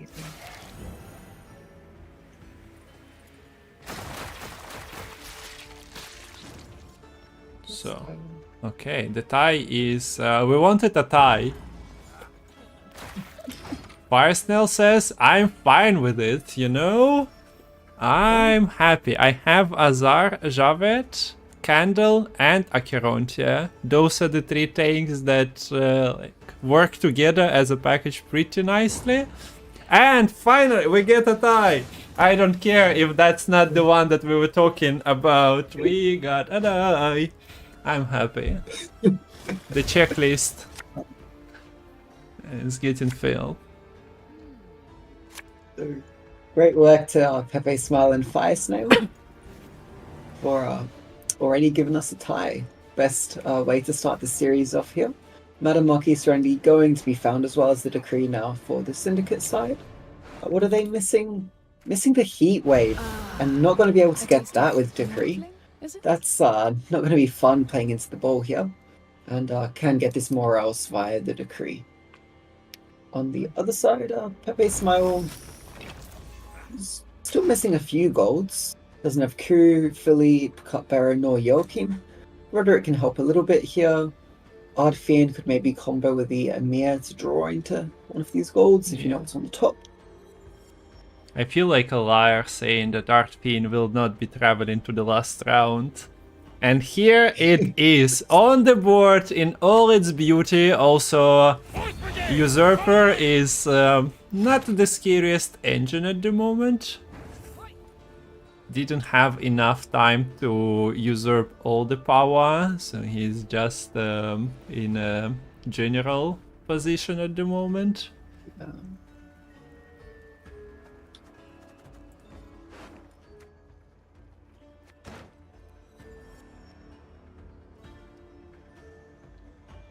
Yeah, I do agree. with the FireSnail taking that, offering that tie with the initial setup of 4 cards, but now looking further into the draws, it's like he played Calvit or something. I don't know, Marquise, Madame Serenity, Shady Vendor, Royal Decree. What else do you need? I guess the heat wave would have been nice, but Yeah. you can't get everything if you don't play Coffee. My noble knight. Yeah. Adam Marquis gonna come up now. King of Beggars using up a lot of his charges already. Still sitting on the Azar Javed, so even if we see some poisons coming out here, Don't ask if Azar it's Javed will be able to It's give some only fun. protection. Drinking can be hazardous to your health. So a couple of units were played, missing out on some coins. FireSnail could have of course spent with the candle a little bit, but I guess decided to take the over profit. So this is Defender's music, Pissing it. and buffing them both to avoid the potential bleeding out is what we're seeing, or just in general Yeah. any Don't interaction. Yeah. There's no mage assassin in this list, so your scarabs are in general a lot safer than in against other aristocrat lists which do run that card. It's now going to be the Emir drawing into the cupbearer. It is a purify, can help get around the scarabs, but yeah, going to require some poisons to deal with the other scarabs. Joachim was a top deck. Doesn't really help you here when the only way to gain access to it is from the Roderick.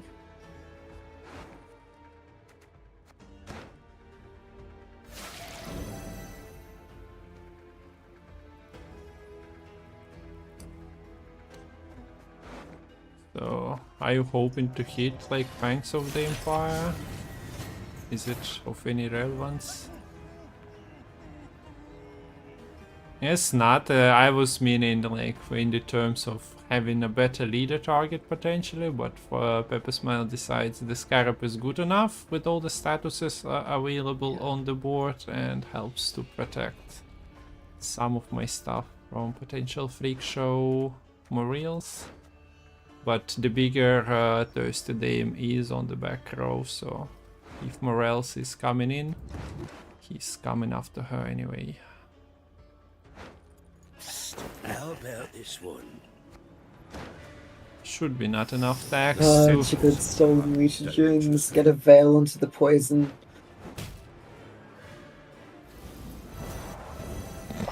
This is how you do it in the city of Novigrad.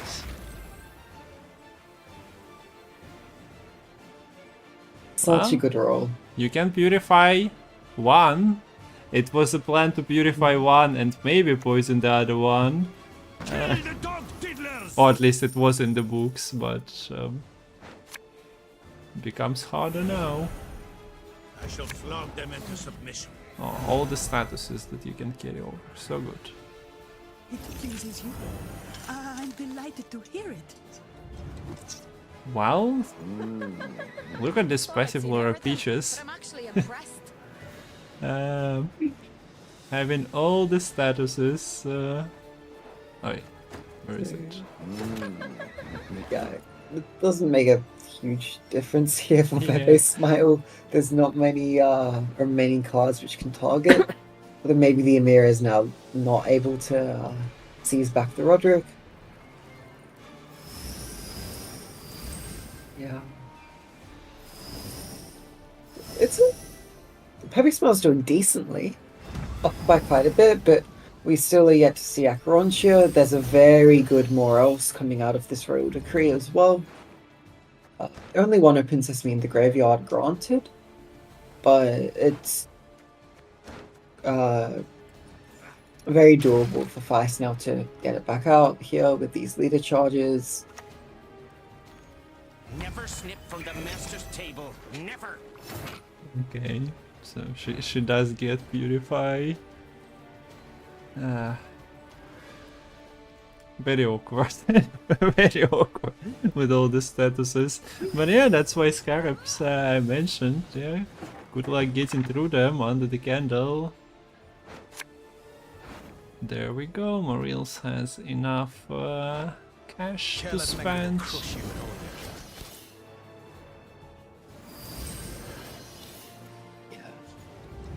And yeah, the Acherontia, it's coming.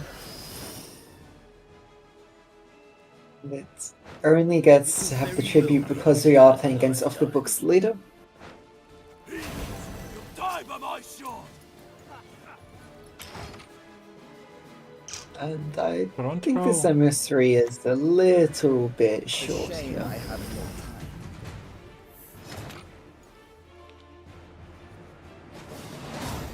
Oh well, it doesn't matter.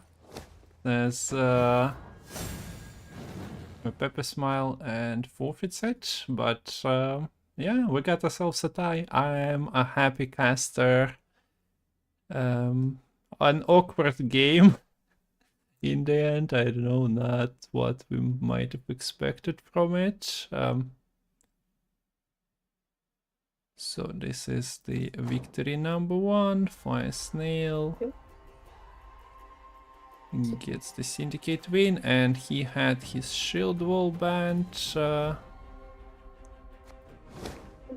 I need to recheck. Needs to win with Self-Wound, and the Renfrey Soldiers going to be on red coin now. Both of these remaining decks tend to prefer the red coin. So I guess the question is, do you think you can get away with playing Self-Wound on blue against PepeSmiles' lists?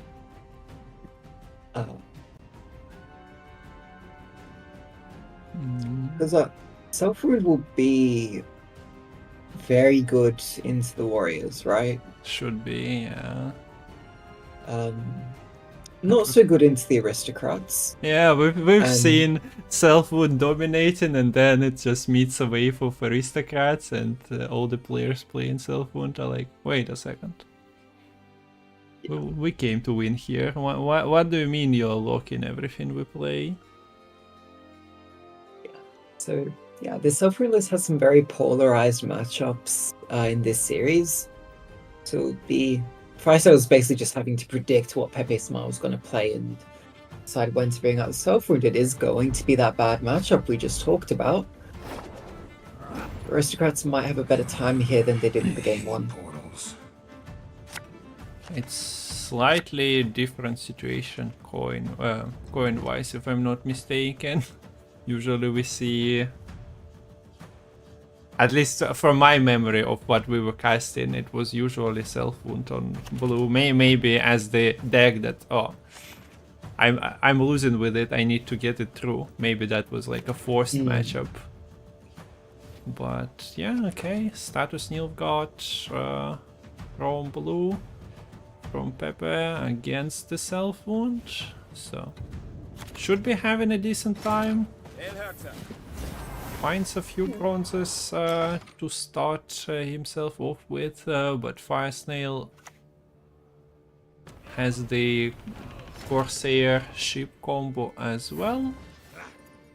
A taste of Nordling? So this is the pure Gwent round 1. Everyone is like playing their small combos of bronzes until one of the players starts to cheat and to lock another player's combo, which is unfair. Yeah, lock is cheating. They should just get rid of that from the game. This cast is sponsored by r/Gwent. It pleases you. I'm delighted So, to not to hear. go for the lock just yet, maximizing value by copying Bleed with the Van Melham's Servant.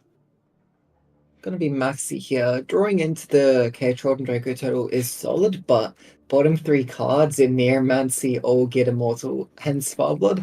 I think you're gonna shuffle here. Fool me once, death Yeah, on you. probably. No one gets to fool me twice. He's up to something.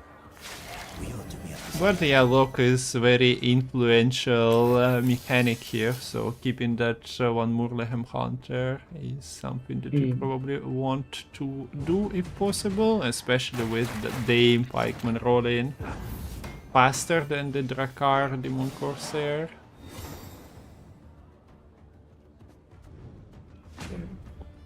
So, very cheap round from both sides.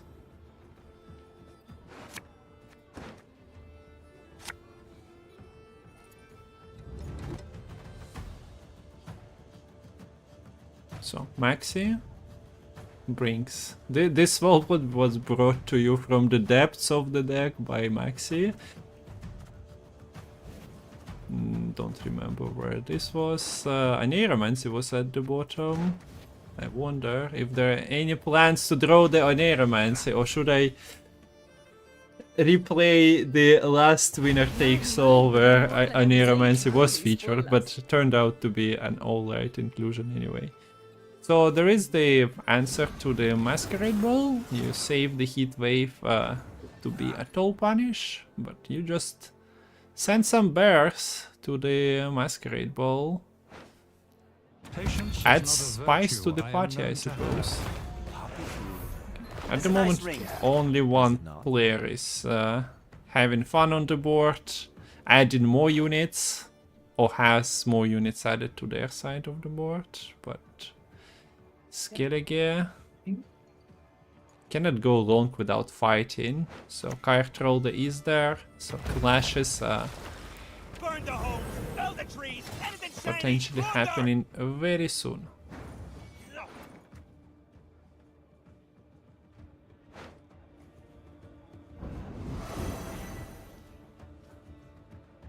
Is it just Joachim Philippe here? It is. This probably just forces the heat wave. Because Philippe sticking on board means you're not sticking anything else as self-wound. Yeah. Yeah, you're not going to get D2 damage from that uncreated Raider.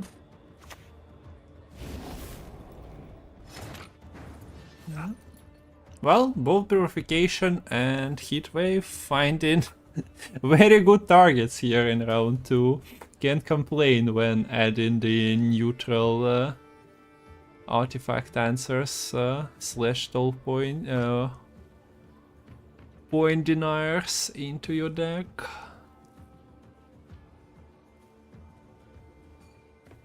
Massive value so far.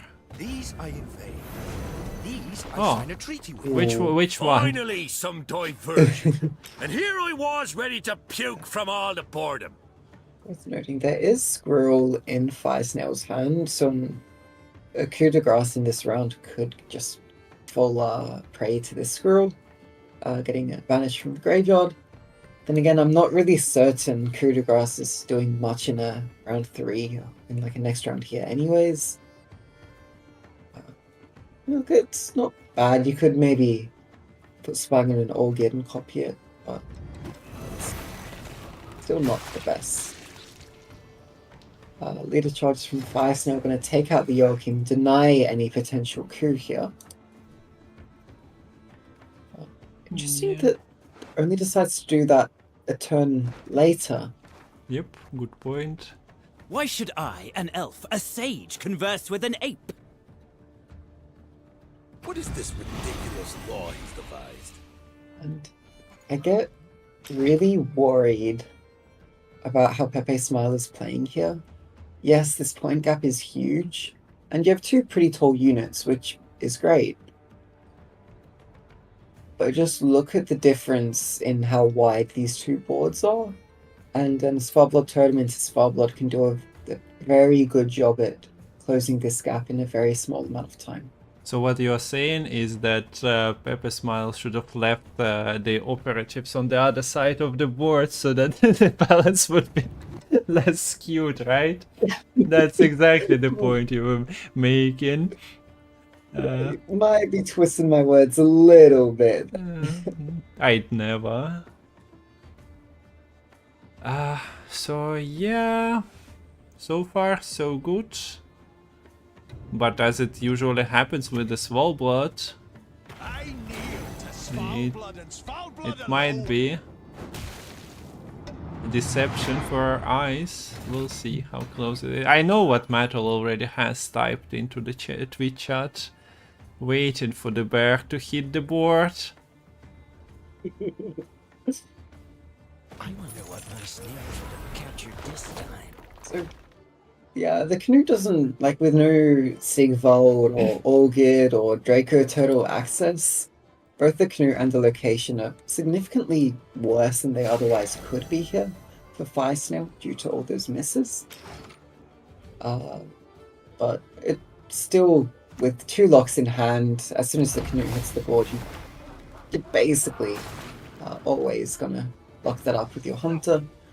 Here comes the totem, so this is signaling that Svarblood is now set up. This is the chance for PepeSmile to get out before a Blobchan hits the board.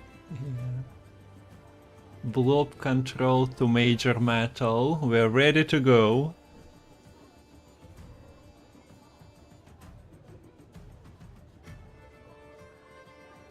Well, surely PepeSmile, while we watching this, does the math. Wait, was it PepeSmile against Gravesh, or who was that winner takes all that you were casting with Moshcraft, where we had a massive self-blob leading to some questionable outcome? I think it was PepeSmile. I'm pretty sure it was Pepe, yeah. This is such a good play here. I said that Svarblood was the main way for FireSnail to come back in this, but using the Canutes to get rid of all the bear abominations, each bear you kill off, each fanatic means that that's 1 less damage to the entire board. So still not out of the woods, and FireSnail has a much better deck quality for the round 3, if we're able to get there.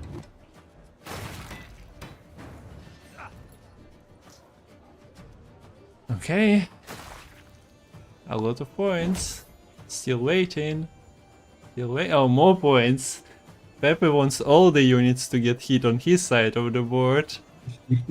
Not that it matters, but... Eyes closed, mouth open. Maybe Smallwood was not found whatsoever. I'm not sure why you take the point. I guess it's a bluff, but I don't see what a bluff really does here. You could have just, purified the Raider and had 2 damage. Okay, we have 1 explosion. We have another one, but we need more, much more to close this gap, because sadly for FireSnail, the Smallblood Totem was kinda denied. I think the issue is this Svarblood can now either just get locked, killed off by a Canute. Just not good enough. And if that happens, that's just it. It's not bringing you any well, a little bit closer, but not really, considering you also had to pink your own units. Well, they were dying to the explosion slowly, but yeah. Yoink. A lock. You have a couple of clashes here. Bapanada. That's just no bueno. Is it no bueno? I think it's no bueno. You can bring the Knut back for a little bit, but yeah. Like, okay, we start clashing. We have 7 power units, so not much you can cheat with.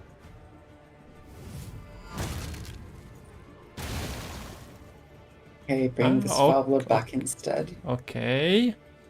But how do you...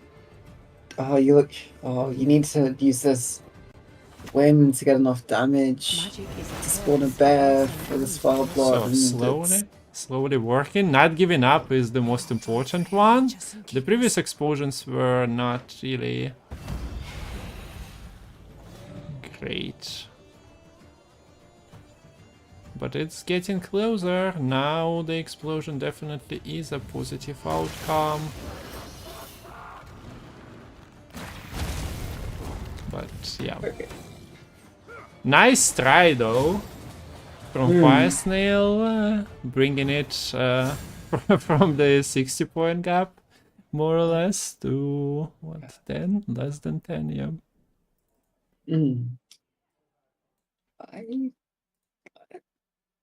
I wonder if that goes the other way, potentially, if the Spellblood was played as the second to last card instead.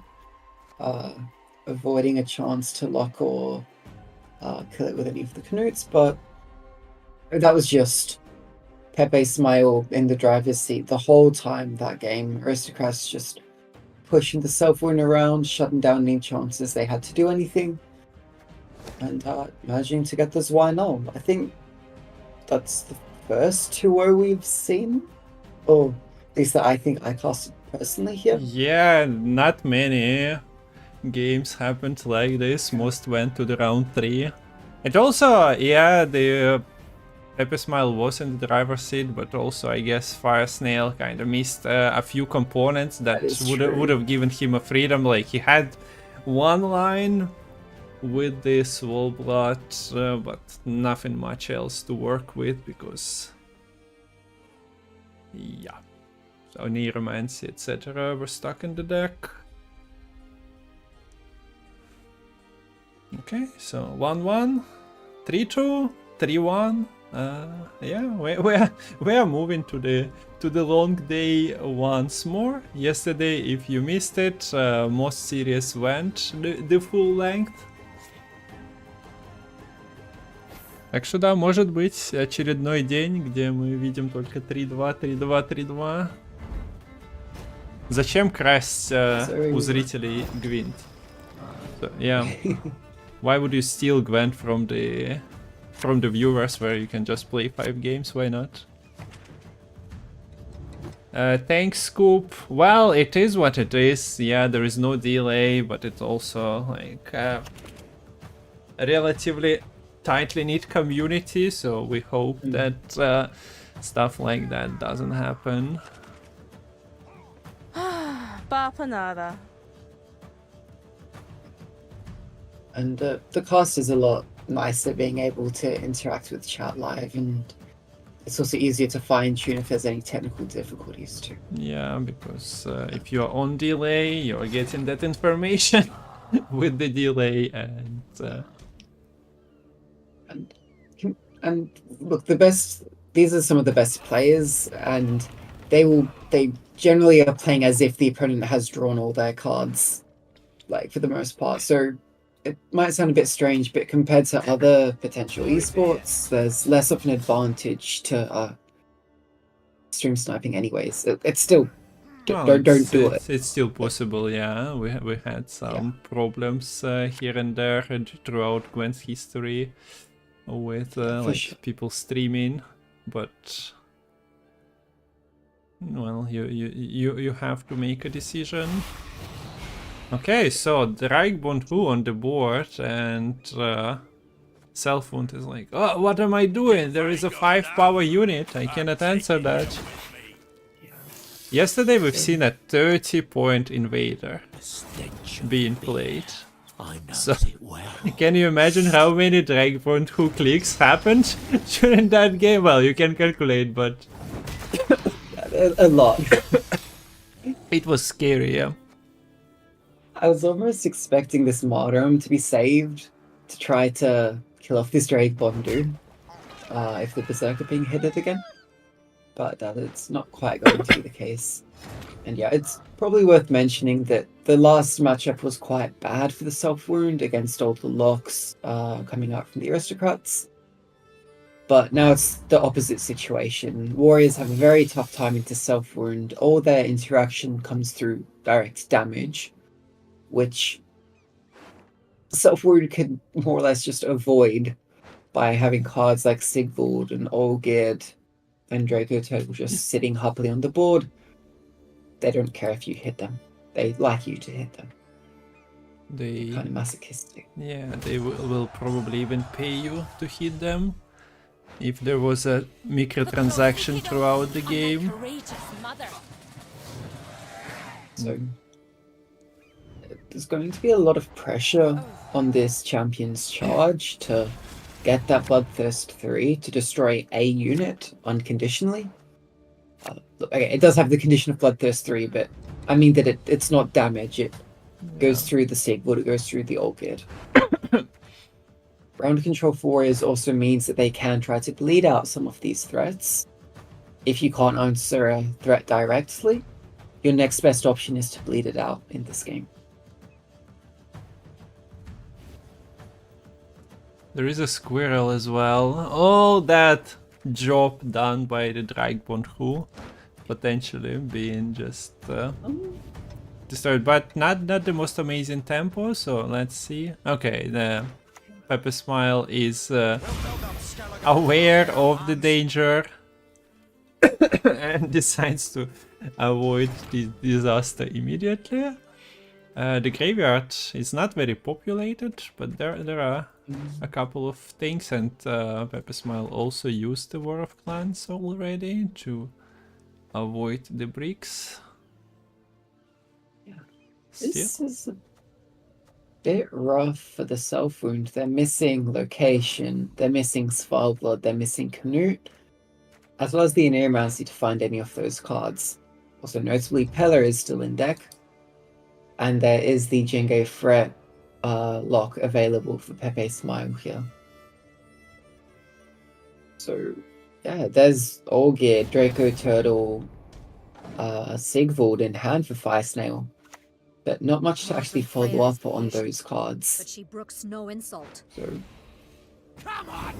yeah, we were just talking about how this is a very bad matchup for Warriors typically, but it's, I think, actually looking decent to good for PepeSmile now. Well, so far he played his carryover. Well, it's weird to call tier a carryover, but in that particular moment with the square Lumin, it might be considered one. Let's see what he decides to do next, and yeah. Jengefret is a human, there is no way to tutor it. Very nice to find a card when necessary. Peller is also a human, but stuck in the deck. Yep. And now FireSnail can play the Maxi and then see how far all these important cards are. Okay, so the other Tiersuch, the other invader getting screwed away. So second War of Clans would be quite not great for PepeSmile just yet, but instead it's going to be the Warlord playing for some more carryover, getting extra damage onto the raids, currently at +3 damage. Even the seagulls are like food for this wall blood, but feeling so safe at the moment, like nothing can hurt us.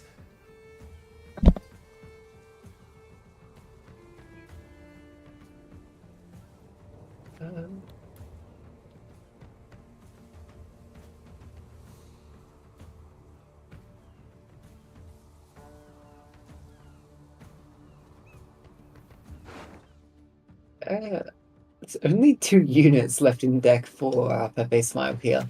The rest is just a whole lot of raids. For the feeble of heart. Savagery, Destroyer Bear, Spawner Bear. That is the Circle of Life. Sounds like they have to make a game mode in Gwent just around the bears. What would they call it? I don't know, something in the lines of nah, I can't take this anymore. Damn, that game mode sounds like it would be barely balanced.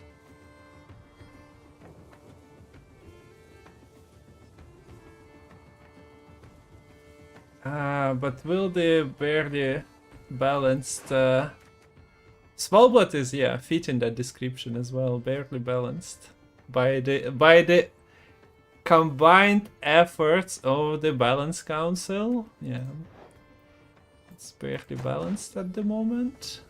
To the degree that only one person out of 8 decided to take it. And oh, might be starting to regret that choice as well that is stuck at the bottom of the deck here. And that is the downside of Self Wound. Like this variant, it just doesn't have that much consistency. If you don't find the Neuromancy nor play the Maxi in the round 1, you can be in a pretty rough spot. But no, it's going to be interesting to see how deep PepeSmile decides to push. Are we going to see another Zweinal attempt? Oh, Another look. 2-0? Svalbard is there. The other components, starting from what, card 6, 7? So a bit too far still.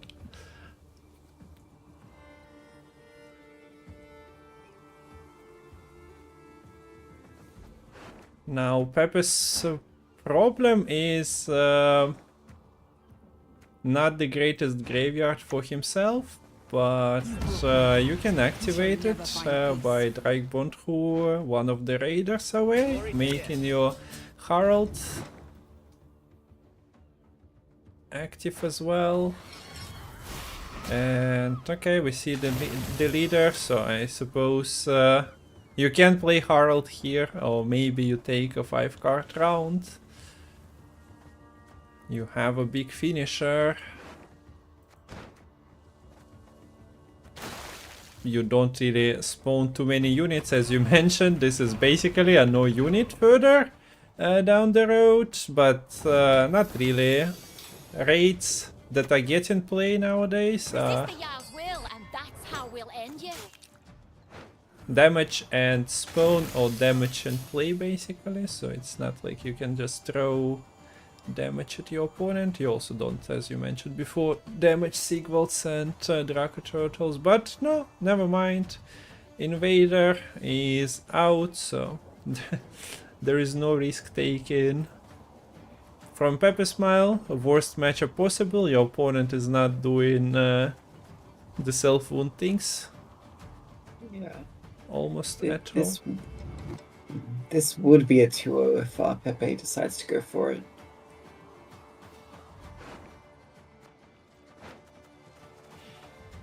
Yeah, very unfortunate. I don't know if they need to. They might just win the round 3 anyways, playing low unit, and then finishing off with the Herald into Invader and Leader as the last save. I need to smoke. And I believe they'll get all cards here, but they do go for the 2-0. Yeah, I can imagine FireSnail at the moment going like, yes, amazing experience. You're losing the matchup that you had in the books by default. Yeah, nothing you can really do here with a deck like this.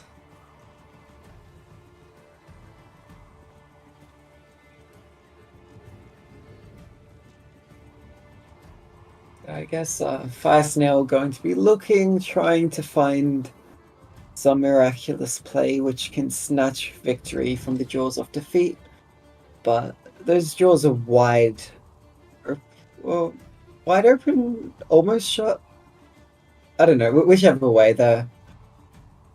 I think almost shut. It's there's not much wiggle room left.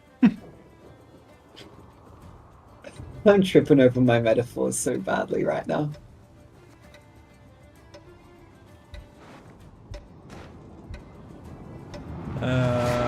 Yeah, I was kinda afraid that the tilt might come in. FireSnail also mentioned yesterday that he wanted to forfeit at some point when the aristocrats got through something for his previous opponent. Yeah. Gwent tournament is an experience. You have to experience different sides of it. One of them is one of the players kinda stopping playing and being tilted. Hope everything is alright and he will be ready for the next game. But it's the absolute worst when you're in a series and then you lose the favored matchup. And then you're going to have to play that deck again in what very well may be a not nearly as favorable matchup. I don't think it's like an auto lose or anything. I have no idea what the matchup is into this Devotion Cursed list, but it is Devotion and they don't have that many tools themselves to answer things. As long as you deal with the Ravenin, I think you can either bleed out, outpace the Princess Adda. But we still haven't seen FireSnail's Run-Free Soldiers. yeah. I think they ought to go decently against the Devotion Cursed list, though. I think from when we've seen the Northern Realms pincer lists, they've had a bit of a weaker round one. Unless they've committed quite a few of their higher end golds. And Run-Free Soldiers is renowned for having a very good round one if you're able to find your Black Makers, your Run-Free gains.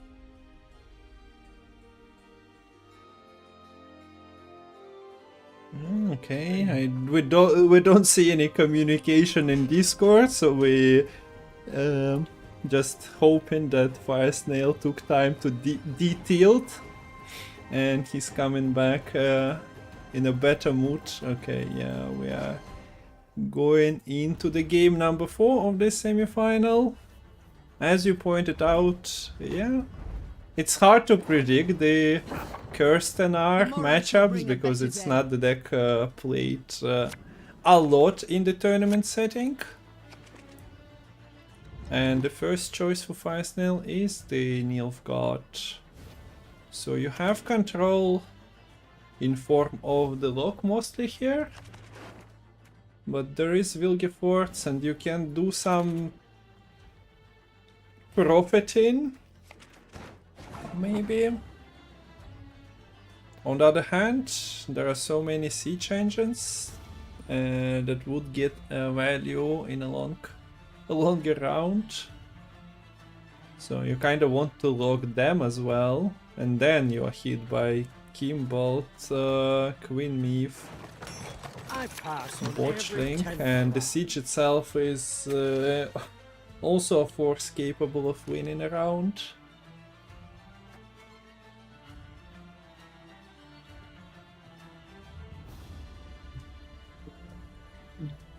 I like this cue from FireSnail deciding to not play the Self-Wound for a third time in a row. I think it's good to have a break from that list, especially after that last game, those draws. And we already see one of the Alba Armored Cavalries in hand. Rune Mage can try to high roll an answer for this Caraballista. What do you mean high roll? Isn't it assassination guaranteed or cursed? Oh, not cursed, but coated weapon. There we go. That is what we call a caster curse. Thank you, Kung Fu.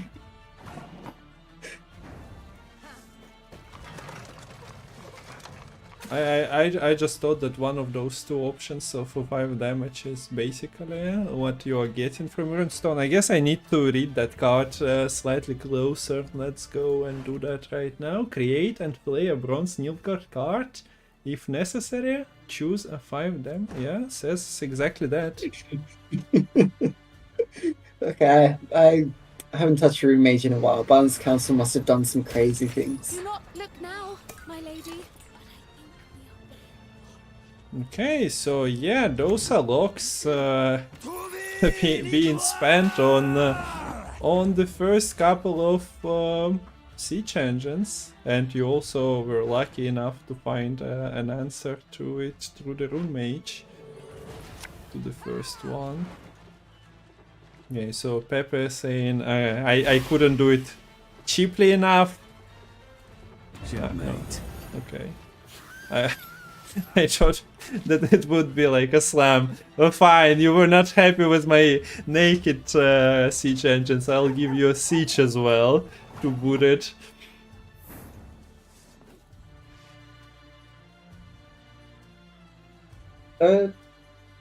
Look, often you see the siege just land first, but there are some nice things about playing other siege engines before siege and then triggering the scenario. Namely, the chapter 2 of the siege, the bombardment, gets more value if you already had siege engines sitting on the board from before the start of the siege. But look, it's only the Carapace which ended up living here. We do see the reinforced ballista developing, but need to be a little bit careful here for PepeSmile because there's not that many siege engines in the list. In fact, there's only, I think, 3 more remaining right now. Both in hand and in the deck combined. So, siege needs to come up sooner rather than later if you want to have a chance to proc it. This looks like a... Maxi with the Nice. Blightmakers at the bottom and Ramon and Wildefort somewhere in the middle of the pack. Like, what are you doing with the Maxi like this? Your magic can't harm me. No magic. I personally always hit shuffle. I'm not too happy with it. Shuffle. Yeah.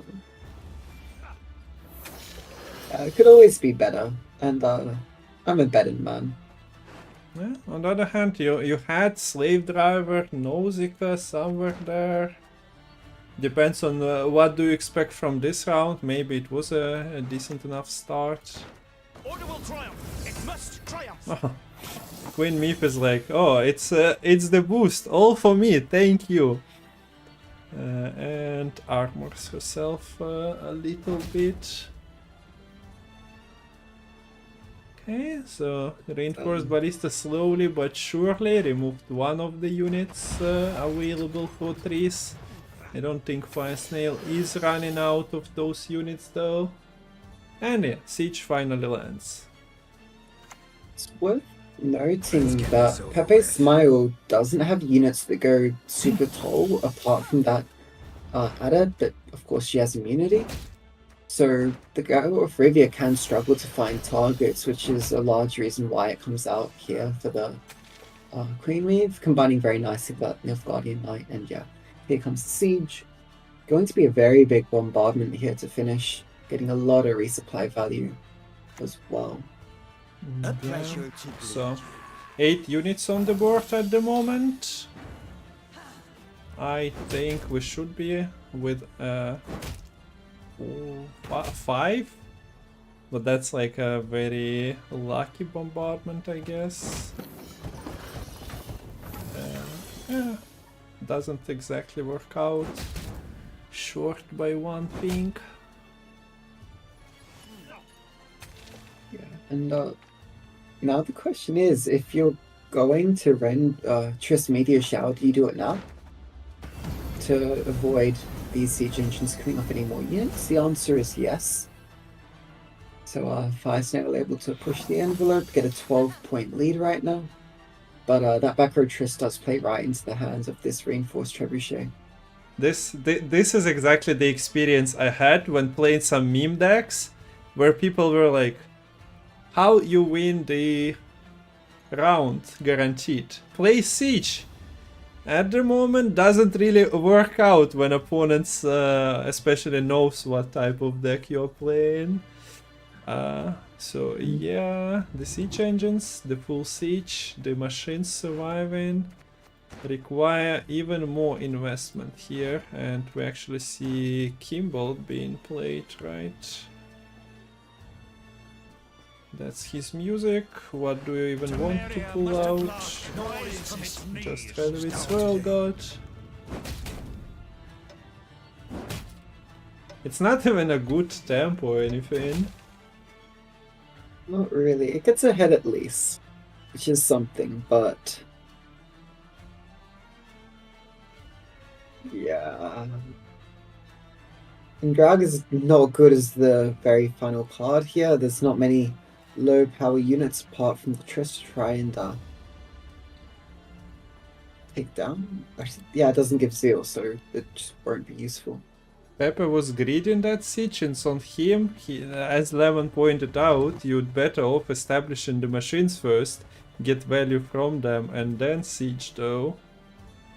So I'm not sure I'd agree with how the round goes. It looks like, oh yeah, like what earlier siege does achieve. Maybe it wipes another unit for the trees.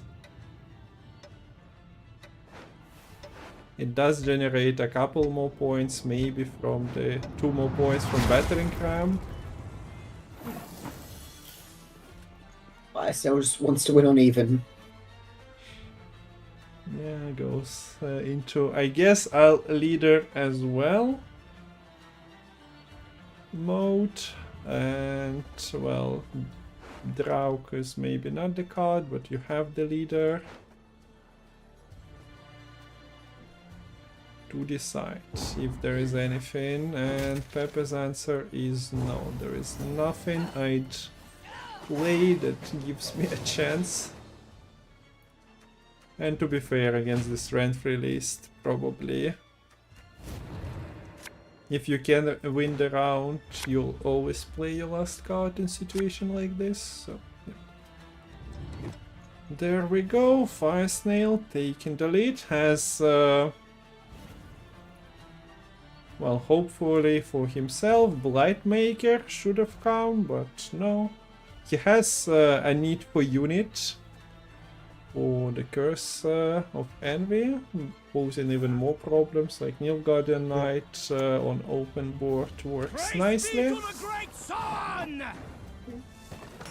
I'm an officer, I'm a gentleman. Very well might be Nilf Knight into pass here. No, nothing. Yeah, it won't be it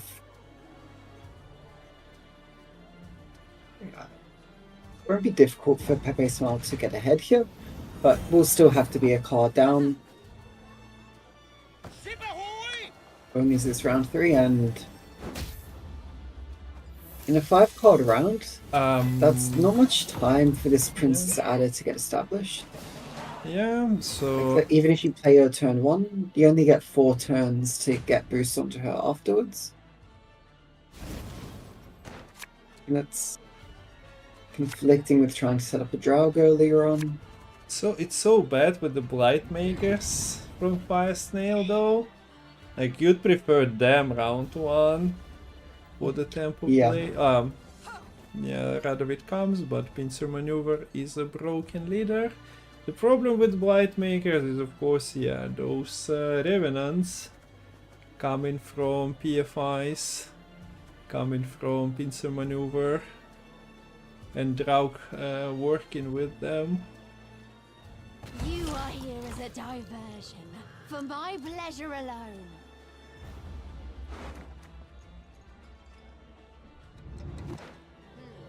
Wait. If Prophet locks the the Radovid Judgment, and then the Radovid Judgment gets shuffled into deck, does it still get unlocked since it's no longer in hand? I'm pretty sure some tests were made, and I might have seen a clip on Reddit, but I don't remember the interactions. Actually, I think the lock would just be removed as soon as it returns into deck. Oh, actually, no, maybe not. I have no clue. Anyways, Radovid Judgment is out here. It's safe. There's no locks in hand here for FireSnail. Only the Prophet, which is quite a bit different in terms of locking. So yeah, there is the Princess Adda that you don't see too often, becoming more popular recently, but yeah, she's waiting for the cursed units to appear. One of those cursed units is of course Draug, but then he creates the Revenants, so she'll get a lot of value. A shame missing the botchling there. Oh, like missing the botchling. Doesn't really sound correctly with the pincer maneuver leader.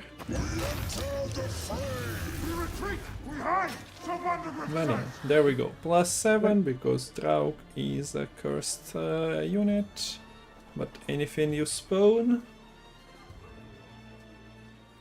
qualifies as enters the battlefield.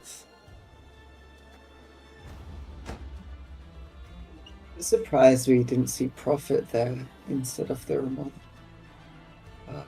So I think at this point your game plan is just delay the Draug as long as possible.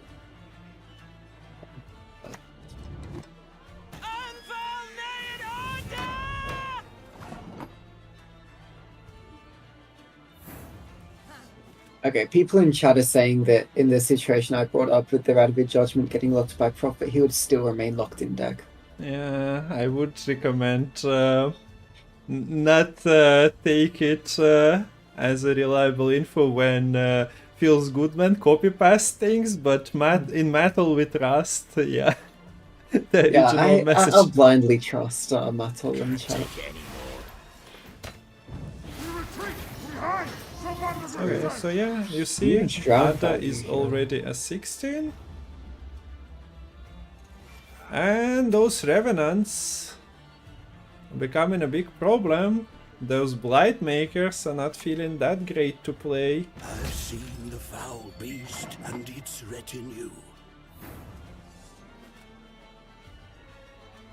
Profit value You can try to win them all of the charts.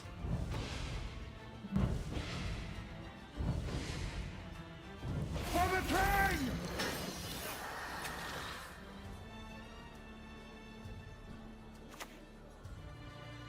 Obedience or the lash.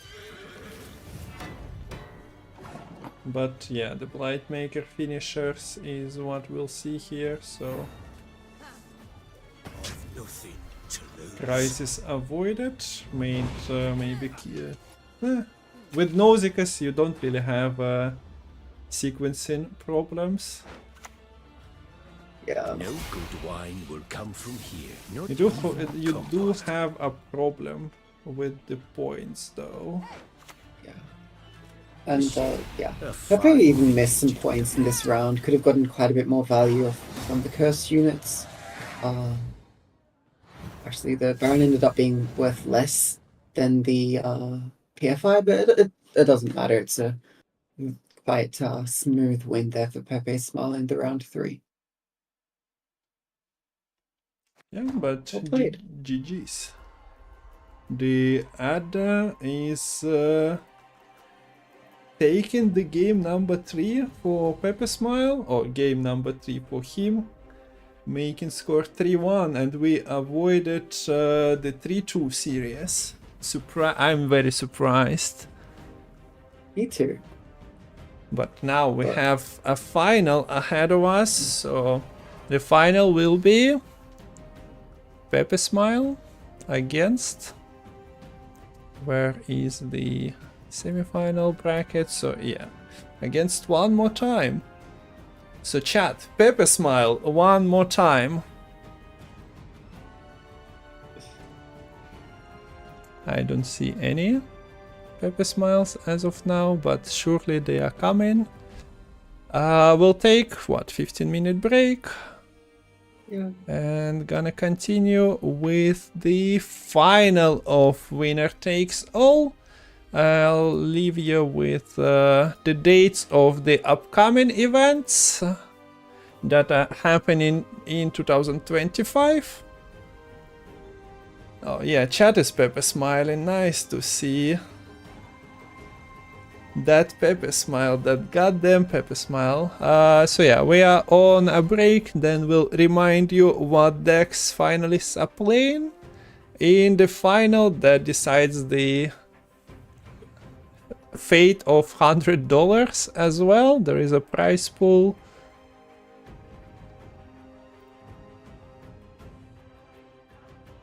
Okay, see you soon. See you soon.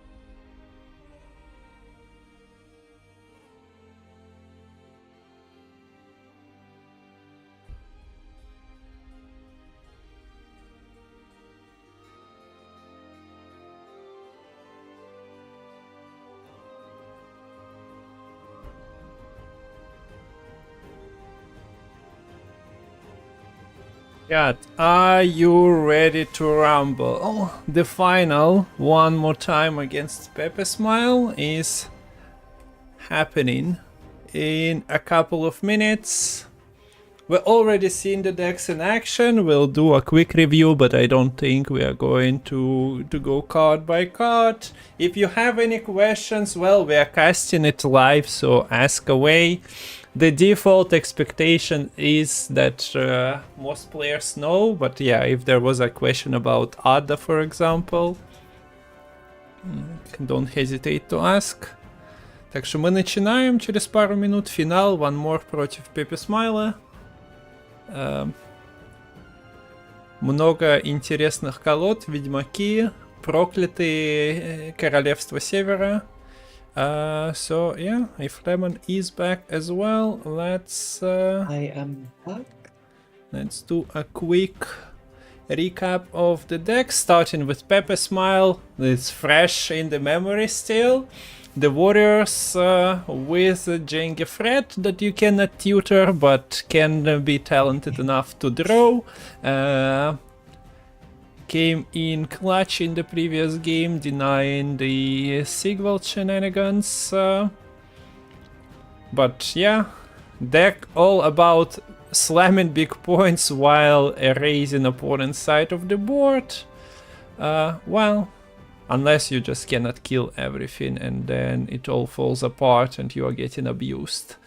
The next deck is very spicy. Revenant Killbolt, of course, was utilized in round 1 in the previous in the last game of the previous series, so we didn't really see him at its best.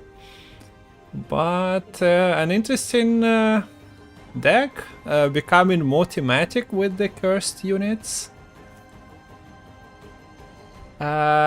Is this deck legit is the question. Well, something similar, I'm not sure if card for card, was played on ladder by Kerpetan, for example, to a great result, and it becomes more popular. Like, it was brought by a couple of players here, so it's not completely out of here. Oh, Lemon, want to talk about imposter lists? Because I don't. I don't. Okay. This one runs Philippe. That's all we need to say, right? Yeah. There is a Tannet Turncoat as well. The card that sees barely any play, gives spine to units, and also works as an engine, zapping the spine units occasionally. So that's a new card, qualifies for the excitement levels. And the last one is Pirate's Cove, the deck that relies on different gang categories being present on board. You get collusion value from there, you get Little Bird spending increased as well. So yeah, a pretty interesting deck. That is seen often on the tournaments, but not lately, if I'm not mistaken. Was somewhere before the summer when we seen it at its best. Yeah. I feel like we see much less Pirate's Cove compared to how strong this deck should be. Yes. Like, at least theoretically, how strong it should be. But I wouldn't be surprised to see it take another ban, like we have seen in the previous series. Okay, Matol, when you spam PO command, is it actually when you see the ad so that I can actually understand what's happening? Because the next ad's supposed to be in 46 minutes. That's what the ad manager tells me on Twitch. So if Twitch just pushes something on their side, or are you just POing? I'm curious because, well, yeah, okay, good to know. It's very weird as well. Yeah, I think you need to hire someone to manage the ads. You could even call them something like the admin. Ah, that's what admin actually means. I see. But what if we need add max and not admin? Because, well, throughout the 2 days of streaming, there was maybe a little bit of subbing happening, but yeah, we need to add max. How else the streamers make their millions? Okay, now looking at the one more times decks, one last time today.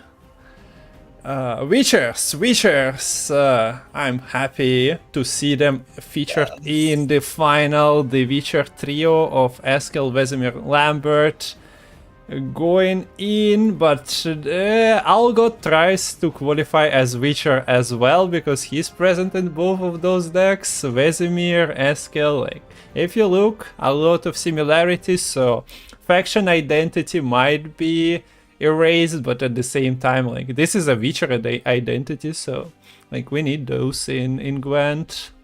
For sure. And yeah, this time, this tournament, we're not just casting Gwent, but we're actually casting Gwent, the Witcher card game. Yeah. Yeah, we've seen mixed results from these Witcher lists, but they have managed to get through eventually in both of the series we've seen so far. For one more time, the Imposter Shoop has had a pretty decent run of it, and so some quite good mid-range control in that list. And then the Jackpot has a decent finisher, maybe a bit sketchy in a 10-card round 3, but when you're able to get the Madamaki Serenity together, get your engines, and then the Argo finisher, it can be quite potent. What do we have for bans here? It is Skellige banned for one more time, so I'm not seeing the Skellige Witches, and PepeSmile's Aristocrats will be banned. So both players have Northern Realms, both players have Syndicate. One more time we'll have their survived despite a long run through with a spear. Whereas PepeSmile will have their Skellige PepeSmile Fury Warriors. It is PepeSmile on the blue coin here. And could see maybe the pincer maneuver. But Curve also doesn't mind the blue coin. Getting first say to set up their gangs first can give them a bit of a head start in pulling the strings up and running. For the red coin, I feel like the Shoop mid-range is a pretty decent choice for one more time. Yeah. But yeah, a bit more mid-rangey on their side could take things on either coin and not be too stressed. Yeah, I'll just recheck. Was it Skellige Witchers that were banned? Yes. Okay, yeah, so the visuals on the screen as well. This is the final of Matol's winner takes all 12.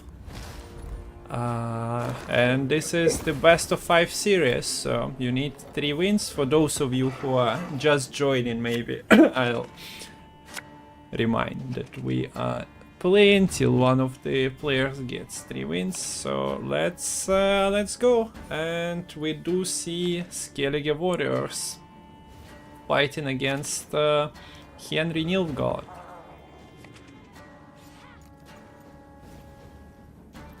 The Marigans bring, or maybe the draws already, bring double Warlord into PepeSmile's hand. He's happy about that carryover. Increasing all the raids damage. Also found Vabjorn there, so yeah, he always will be getting that carryover. A mask brings Seagull in hand. Theoretically, yeah, you might discard that, as majority of your hand is pretty playable at the moment, or needs to have the targets in the graveyard for later. Trample them into the mud. Armor's a bit annoying because I have a feeling PepeSmile is wanting to set up this abordage.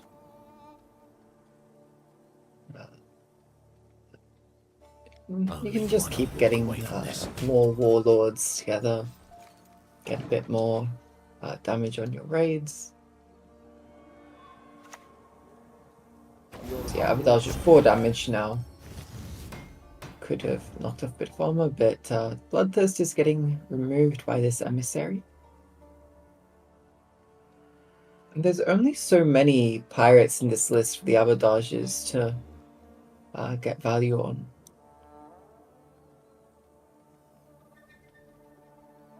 Yeah, a bit surprised that Raider was clicked immediately, but...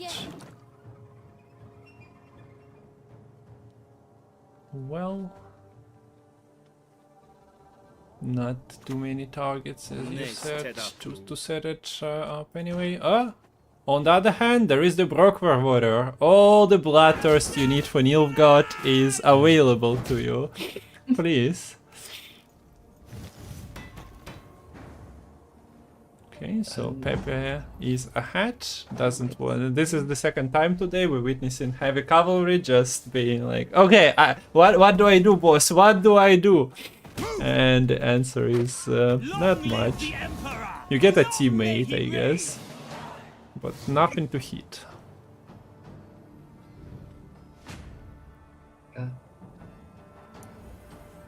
So, heavy cavalry late to the party yet again, but look, still going to be happy with the round control here for one more time. And with the Culvi being played already, you know these draws are going to be absolutely perfect. Now, Warriors is a deck that has a lot of cards with the veteran tag. You sometimes want to bleed them a bit in the round 2 when their units are perhaps a little bit weaker. But a Nilfgaard list with Ramon and Nausicaa in hand tends to struggle a bit more bleeding when those cards aren't really so playable. Yeah, also worth noting that in round 1 the slave driver was sacrificed to win the round, so takes a little bit of the Nausicaa Ramon power level, or potentially illusionist into one of the warriors. If we are spamming that, but at the moment one more establishes Masha Truffle and sees where to go from there. Probably can still try to sneak Rune Mage, but it becomes awkward if Pepe combines something like Wabjorn into Bloody, like you don't know what exactly is in hand. Wabjorn into like some bigger play. Then you are sitting there and asking yourself, why did I play any further into this round? Should have been happy with my carryover. So, yeah. And on this, considerations end, and one more passes.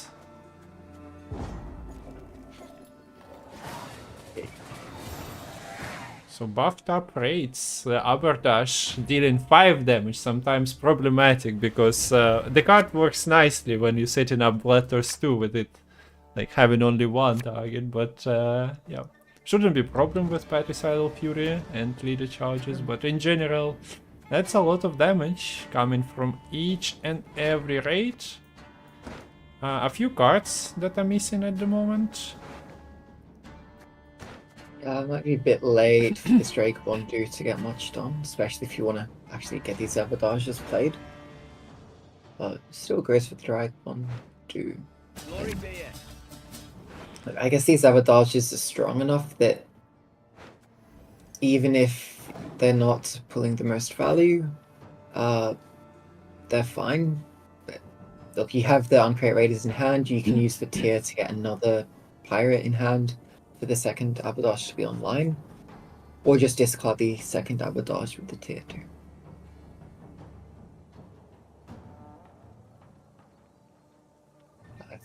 Okay. So, what is your answer for tier here for one more time when it does come out? Do you use your leader Vanamar combo, since tier is pretty high base power and it does have a valid effect for you if you're able to say Lydia into War Clans? Might be a good approach. Experiment remedy. Pretty influential card. Although, okay, there is an 8 and It was only a 9, so not the biggest difference. What do we have for the Reses? Fuku, Harald, and War of Clans, so you need 3. You have 4 targets. We can live with that.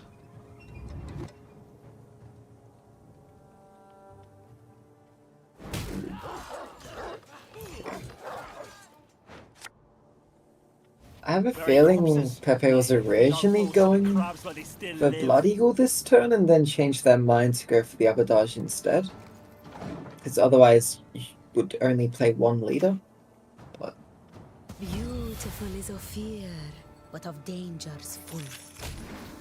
Okay, so Dragbone, who you claim to be like not influential, actually beats Radea. Look, just like that. Nice to see those little cards sometimes being like, nah, it's doing too much damage. I'll better deal with it. I was more so saying that because there weren't any bronze warriors remaining in deck, but yeah, no, the order is still pretty impactful when you have stuff like Tier that can double up on the value, which we will see right now.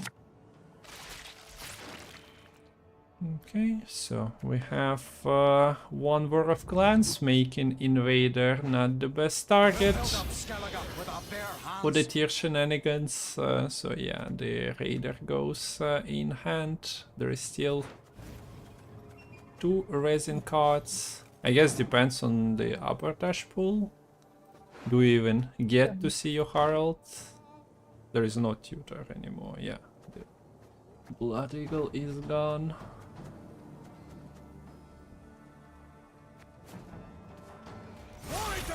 So as you promoted, this is what's happening. 1 more just calling this tier an imposter and creating a 1 true tier on his side of the board. Okay, a little bit play around Bloodthirst, but at the same time was there a real necessity to protect Nausicaa?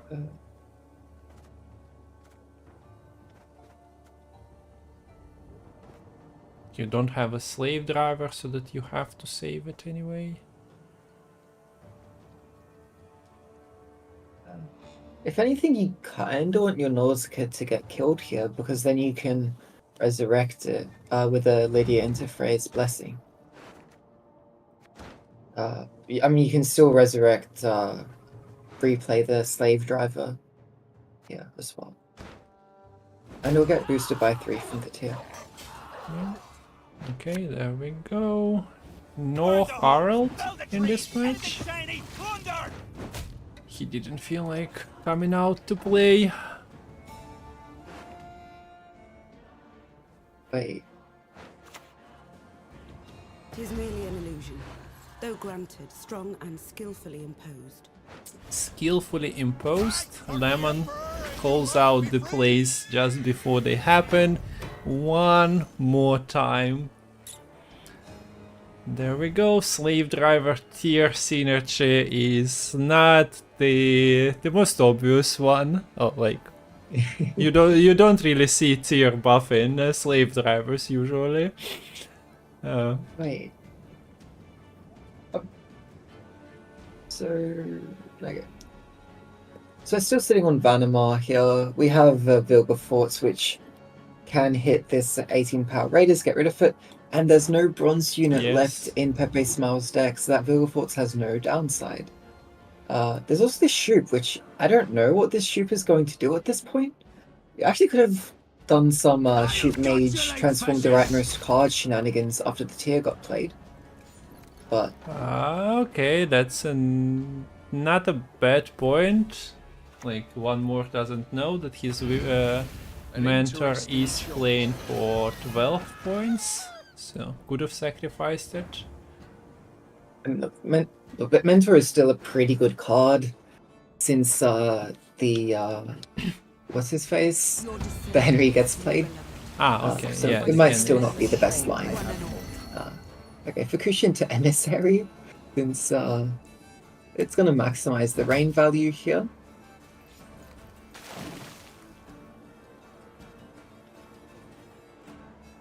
Play lower to the ground. And this is the Henry. Stefanko doesn't really have any aces up his sleeve in this situation. The Empire brings progress. Of course, you can feel generous and give the opponent Anna into imposter into tier.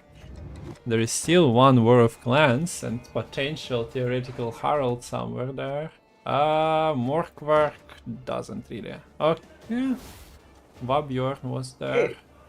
Goes for Fulmar. You just don't deploy. Fulmar's pretty good. It's what, like 13 points in and of itself here. And then potentially a little bit more if you can transform the rain into storm.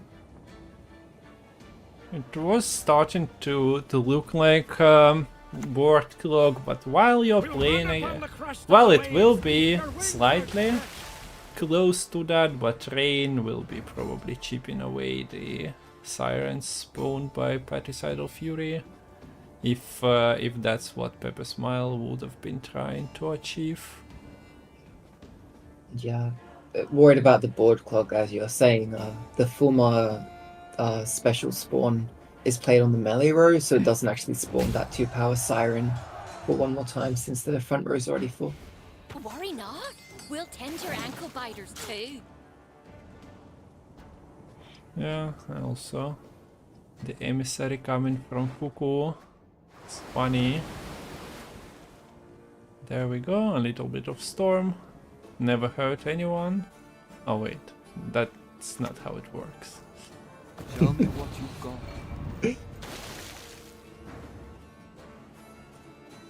Actually hurts everyone involved in that front row formation. And what's the biggest unit now? 12 points still for the Mentor. A decently sized troop and Nausicaa Sergeant will make like 40 points total. Yeah, like I'm maybe the best shoop at this point is just shoop 3 deal 3, which if you don't hit the Drake Bondu, it'll play for 15 points.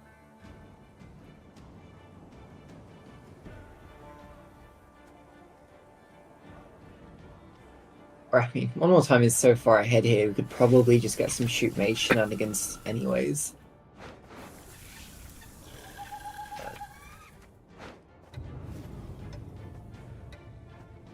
Okay, just decides to go for the shoot knight instead. Yeah. Not a big difference between 14 and 15, but yeah, would have been nice to see. Shoot. And yeah, it's also a case of the board clock potential that we're witnessing here, but as I expected, there we go, a little bit of rain and a little bit of forfeit. Yeah, so I guess the Fukushin to Emissary was an attempt to board clog, but unfortunately didn't quite work out there for PepeSmile. And yeah, one more time is doing the PepeSmiling at the moment after his first win. Deals with Warriors with Nilfgaard. Now it's a Jackpot and NR Witchers, and one more is playing from Blue Coin now.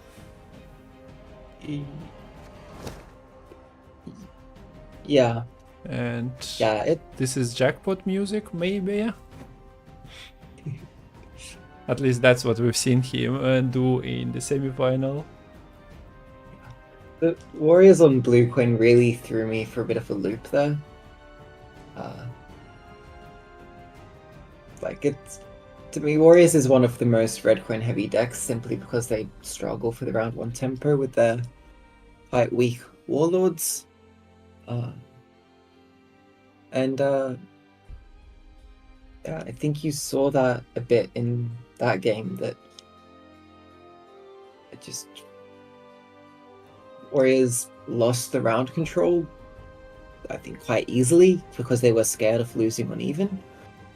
And then that just let the Nilfgaard choose whatever round length suited them the best when they were comfortable in winning it. And they did win it. I hear Skellige music. Oh no, Syndicate music. And I can't tell. But you are right, it is the jackpot for one more time here on the blue coin. Against the Warriors on red. So now you're feeling colder. Warriors on the red coin. Let's go. Yeah. The world is as it should be.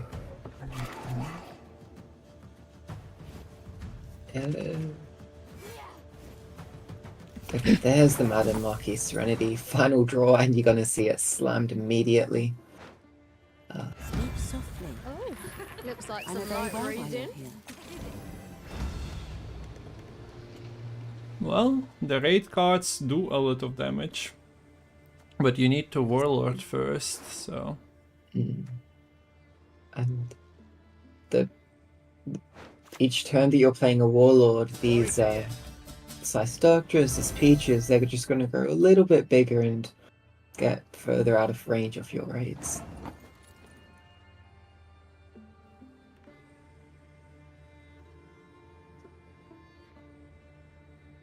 And I think you just slammed the Soul here as well, frankly. I've no mercy Or, for your okay, kind. Philippa because of your respect to the Drake Bondu. Fair enough. Have you... And maybe Soul isn't as great here. Have you ever tempo passed after playing only 2 cards?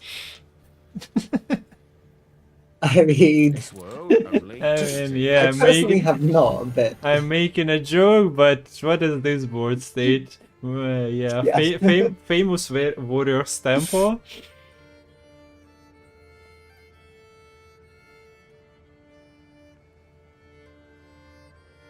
So, you know how I said Warriors can struggle with losing on even when they play on blue coin? Yeah.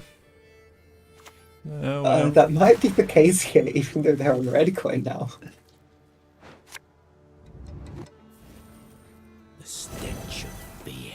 You just PepeSmile the tempo away, and yeah, this is what's happening. Saying, I'd rather not. Remember all those raids that I just buffed as a carryover? I'd rather not play all of them out, especially with, I don't know, that hand state was a bit questionable. Although, nah, he had a couple of arbitrage targets, so it was playable. Fucking jackpot? Oh mate, what's not to like? Just play 3 cards and challenge your opponent to play a game of Gwent instead of just, oh, I'll play my slow cards for carry or just slam points. This is what Gwent is all about, right? My cards My against your Ogroid cards. brain agrees with you.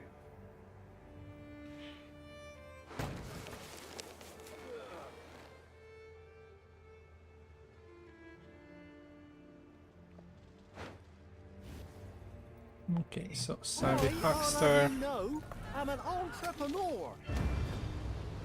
The bank is full, so there we go. Redanian flying out. Still playable cards, like thinners.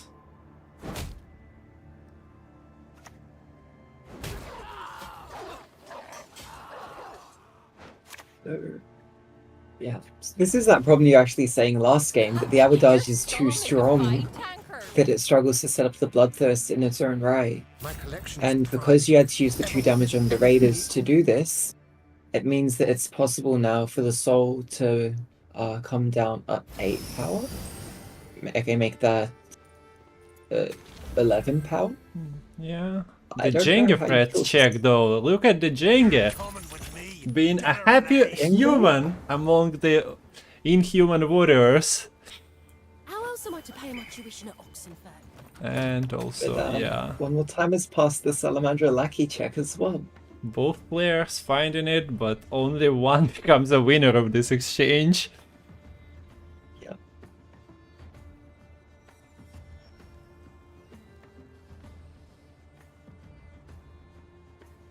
And yes, now if you want to deal with the soul, you're gonna have to commit your champion's charge.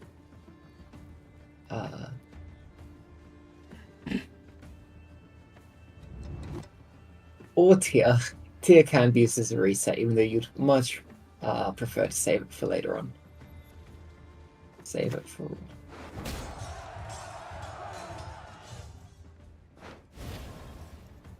Worry not. We'll tend to your ankle biters too. But yeah, there is the additional rate tempo point slam that we mentioned. Yes, a couple of cards got removed from the board, maybe not the most influential ones. The most important one is still buffing, but yeah, you remove something there, and at the same time just slam 7, 6, 8 points on your side of the board. What's not to like?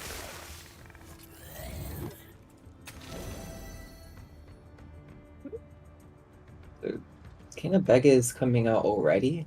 I worry a little bit about the spending ability in round 3 for this jackpot list with King of Beggars out so early, but that's a worry for later on.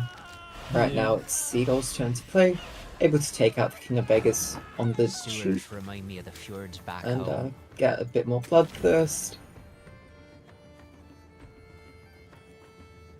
Okay, PepeSmile drew into that Champ's charge with an abordage, right? I swear it was not in hand before, or am I going insane? The first one brought tier in hand, second one, yeah, brought the champion's charge. There's some really good abordages, damn. Yeah. If you need a get out of jail card, reset on the insane soul value is up for grabs from Abordash, turns out. Don't get caught. Hit him between the legs.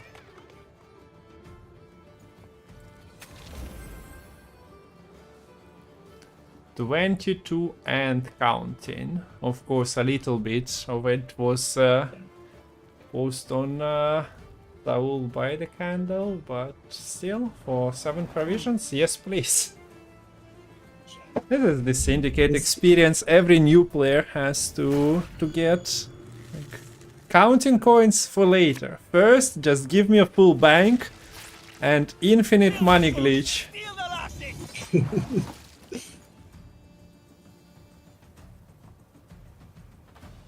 I don't quite see why Pepe felt the need to kill the poison spender there. There's no way to get a second poison for one more time unless I'm sorely mistaken. Yeah. Is the category doesn't matter in this list. Yeah, just trying to go for the value trades here for one more time. And yeah, getting rid of the bloodthirst here. That means that you had to commit a second leader charge, which I probably don't mind, because you already have your Tier and Herald in hand. But this is when it gets dicey for one more time. You can't really commit the Morels or the Yago here. You kind of need the Yago for round 3. You need the Morels to answer the Tier or what the Tier brings back into hand. So 7 cards in both decks.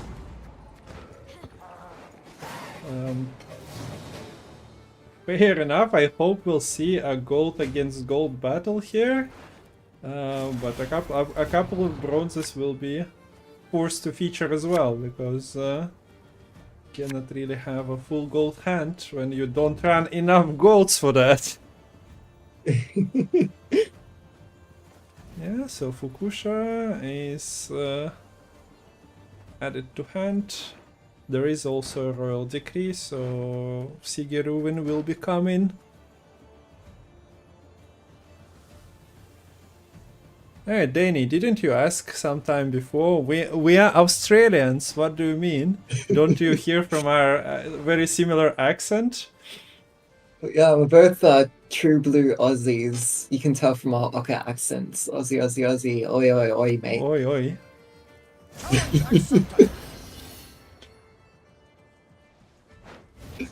Okay, so there is tier. Probably want to answer that, considering there are 3. Oh.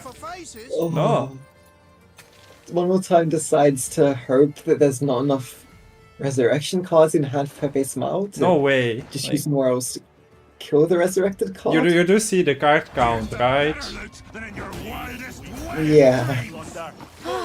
Bapanada. Yeah.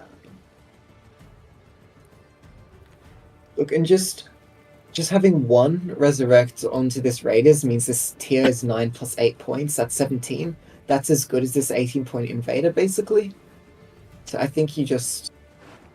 Or was there weren't enough coins, I guess. You would have had to lead a turn 1. Yeah. I guess we didn't pay enough attention. Yeah, I guess that was why, but then it's... We serve her who is virgin. I was just preoccupied with the Aussie accent and whatnot, so I apologize. I missed that part of the equation. So yeah, if you want to capitalize on your Yago, you kind of need to allow 1 extra tier.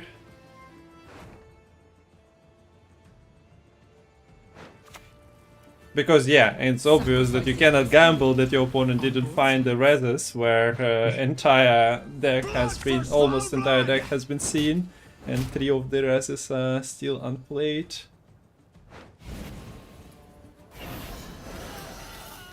Warrior points.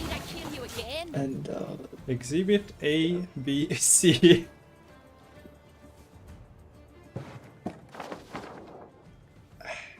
And this is what just seems to happen with this jackpot deck so frequently. It runs out of steam so quickly. Like, you play the Madame Marquis Serenity. Cool. You can win round 1. Great. How do you win the next 2 rounds? Because... I know this deck has gone to the finals, but... I really am not convinced by this Syndicate deck that much. It might be more of a problem with the strategy of passing after you called, but yeah, this time around we've seen that it worked out with Madame. The Saul was preserved, so indeed kinda hard to understand what's not working here. Where are the points? Maybe it crashes against other decks, but not this one. Somebody asked, thank you Scoop on YouTube, about the borders. There is a video and Reddit post about how to make the borders work. They are from Thronebreaker. You can find the post here, or you can come to Twitch and ! borders. Okay, so Warriors with a victory. And we get the invite for another game. Okay, so if somebody can copy the borders command link to YouTube, that would be nice. Otherwise, if I'm doing it, I'll lose Lemon's webcam, and we would not like that. Not at all. I guess I can do it. I mean... It's also, it has been also posted on YouTube a couple of times, but there are always new people finding out about either Gwent in general or about the tournaments by Matol or like my channel, so yeah, the question arises. So, PepeSmile is going to be back on the blue coin now. Going to have to play a deck that isn't Warriors. So it's either going to be the Cursed Northern Realms or the Pirates Cove Syndicate. And I think the Pirates Cove were banned in both of Wait, was it banned in Pepe's previous series? I can't remember. As soon as I'm done casting the game, I forget everything about it. Same. So don't ask me, especially if things happened to yesterday. Strong magic. But yeah, I think Syndicate was banned.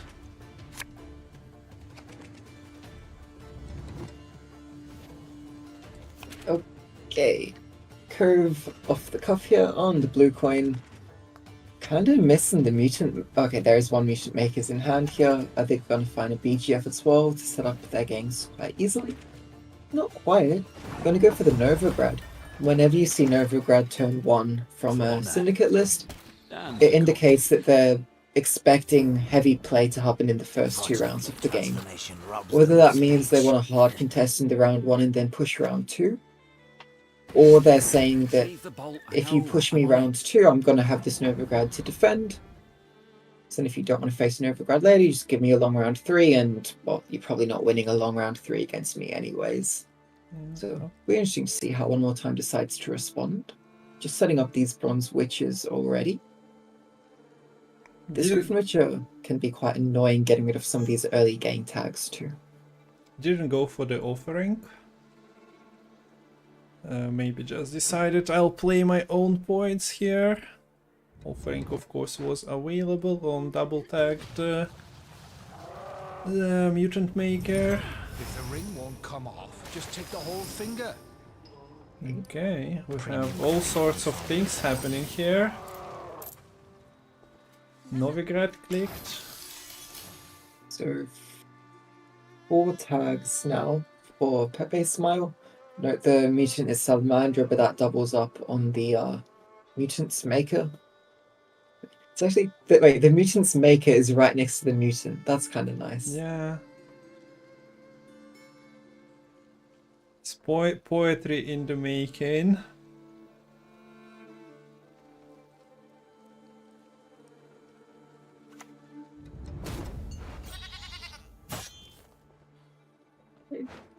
So we're taking offering on the fish tech trafficker, removing the blind eye, not expecting maybe a blind eye to come into play, but with double little bird in hand.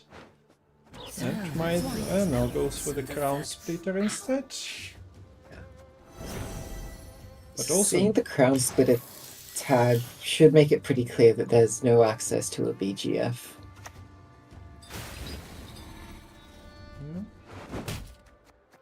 there is access to Furco, of course, who is a crown splitter as well, but was kinda kept for get out of jail, pulling the strings if necessary. At the moment, point gap is kinda massive.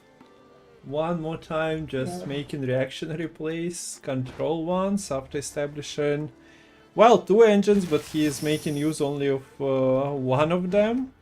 There is double special that helps Adapt to do some work. But so That far, is so beautiful assault roll, as you have the Salamandra infestation in the front row there.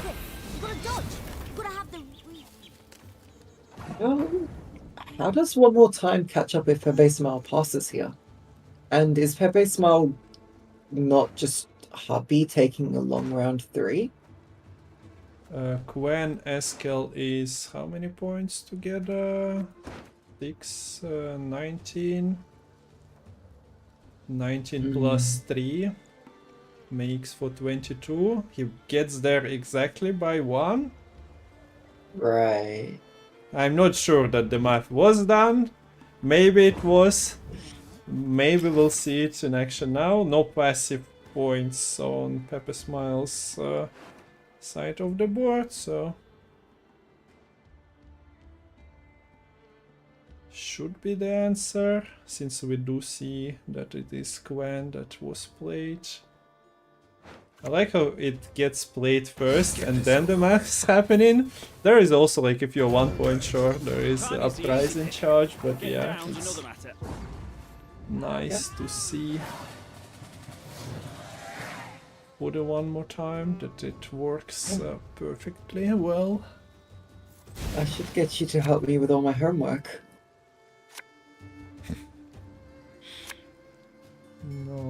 No, your homework is a bit too much. Like the last math studies that I've done were, what, about 8 years ago probably? So all is forgotten. We see a Silver Witcher. I will keep calling them Silver Witchers. The Witcher trio Mulligant once again. Hopefully they are not just landing at the bottom of the deck.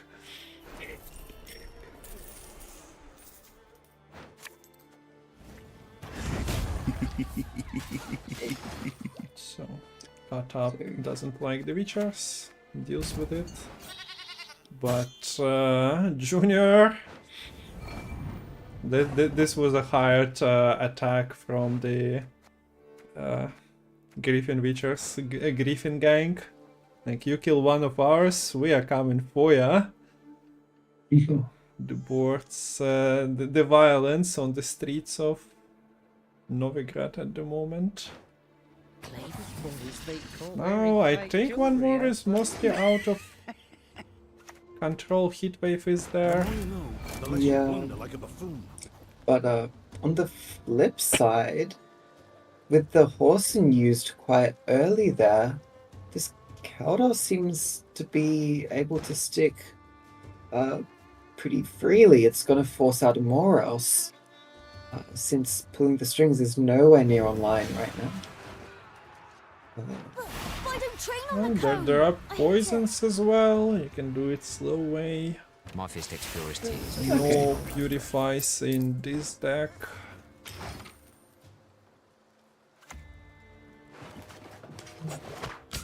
But some Caldor value is being generated here. A couple of students, 3 in total, and this adept. I only loot corpses, except sometimes they're quite fresh. Okay, clears the bank. It's not really nice when you need to clear the bank by spending your leader charge. But you have KOB that you are saving here for the next round for now.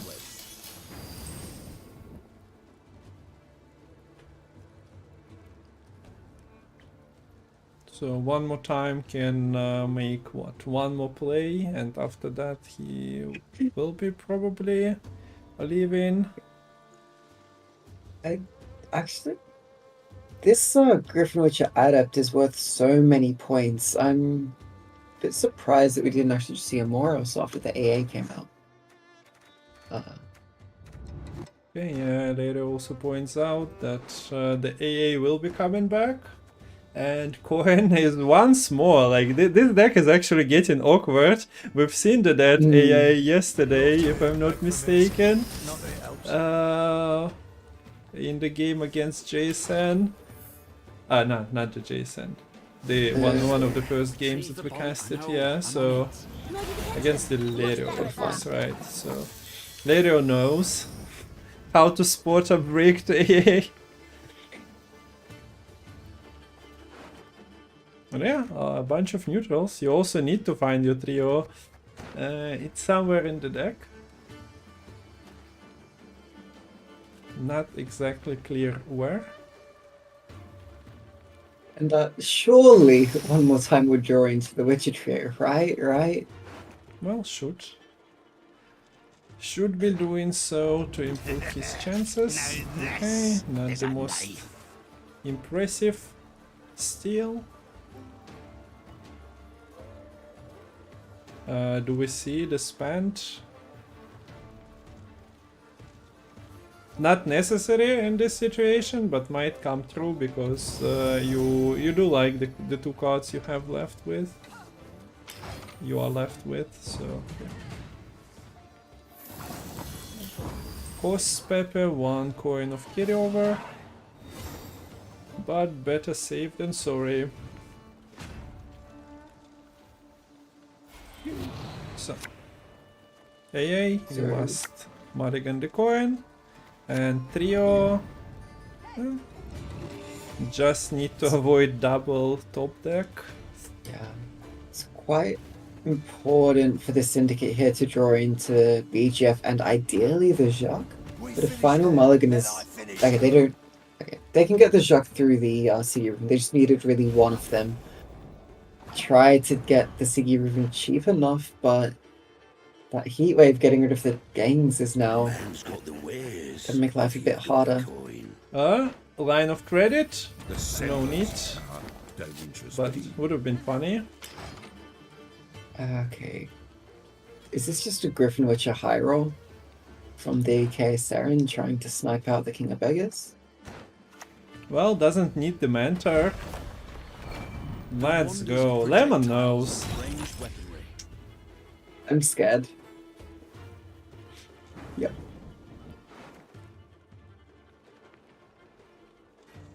Unlucky for the King of Beggars here. You bloody took long enough.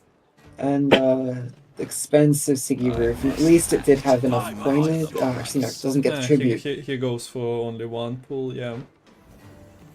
So This'll be quick and painful. Not ideal collusion coin situation. He venerates not worse the than a fire. congregation. Happens sometimes. What can you do? Sometimes your plan doesn't work out. You think that you are a mastermind, but in the end it doesn't even matter.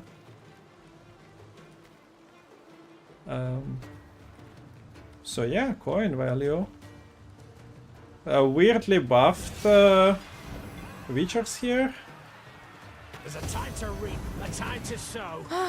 Bapanada.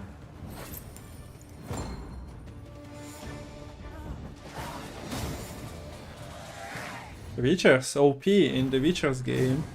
So what else can we desire? We finally balanced the game well enough that Witchers dominate in the tournaments.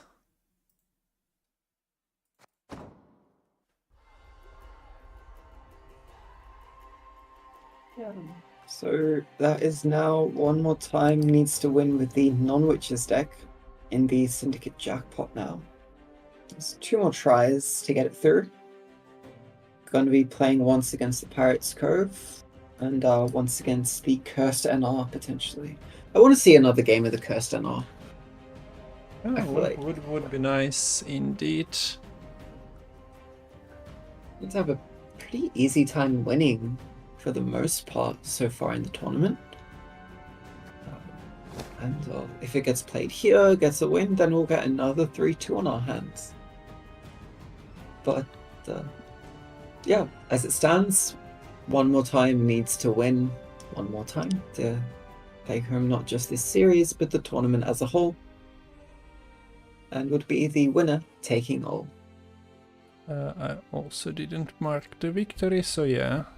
The jackpot, here we go.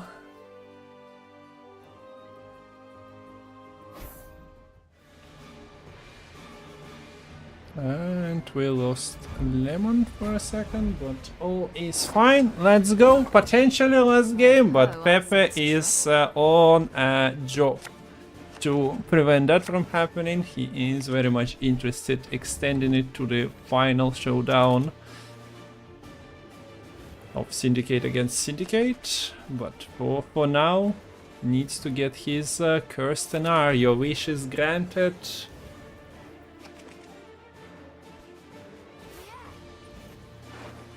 There is the Adda, but we're already starting, and we're starting slowly as Madame with Royal Decree is in the deck. Is it the recipe for success? Keep keep your madam away from your round 1 hand. Don't have a tutor. We'll figure it out. Yeah, I would be interested in seeing the stats on that. How about this one? Damage by 3. No witch hunters.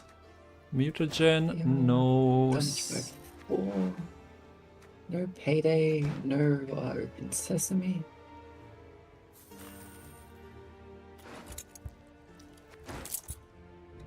Do you try to save you? Yeah, goes for the positive play, then the negative damage. Would have been happy answering the reinforced ballista, I feel like.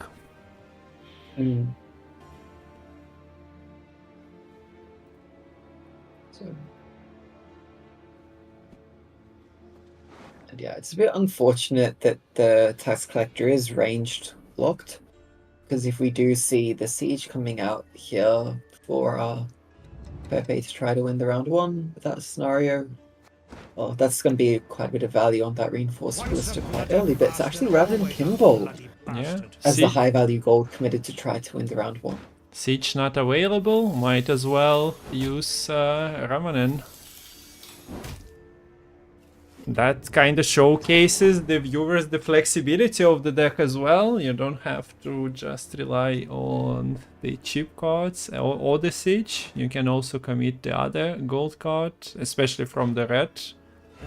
We'll see how good it will be, and it's as good as well, requiring morals here before the snowball happens. Like, Kimbolt is not a card that you answer in 5 turns later. He works once per turn. There is a, well, assembly of cards that can be used to trigger him.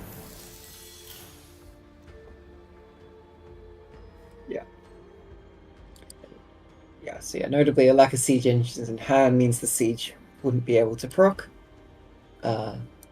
But yeah, we see a bunch of golds flying back and forth. Queen Meave able to stick after the Morris was forced out, but one more time is threatening with their own engine in the form of the Soul. King Radabid coming out for Pepe, getting a bit of carryover by establishing more leader charges, and one more time decides to play out the Bronze Thinners, get a little bit of consistency established for the deck. Guy Battles, hungry like a wolf I am. Time for Queen Meave to pop off. Especially nice after that PFI hits the board. 3 bodies for the Queen Meave to boost up. Gets ahead. So, a little bit under pressure. The jackpot is at the moment. There we go. Spender. And a few profit cards. One man's battlefield is another man's right available, but it's closing on the Sigeruvin. Turn after turn. It's getting closer. And there is no way PepeSmile is leaving the round.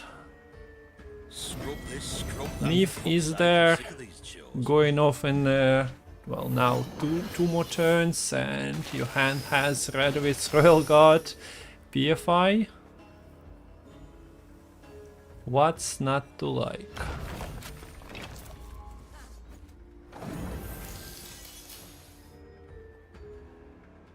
Like here we have Saul trying to generate value, and then Meave is just, I'll take it after a couple of turns, more or less the same value.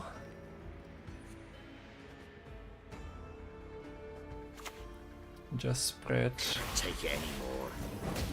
more between the turns. So yeah, the second PFI swarms the back row. Meave is playing for what, 13?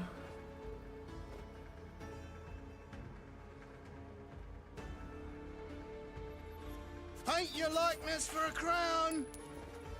Yep. Yeah. Meave playing for more than I can count on, I think, both my hands right now. And as long as you can stay ahead, then you're forcing one half of the Caesar Blitzen Siggy combo out, or you force to an uneven.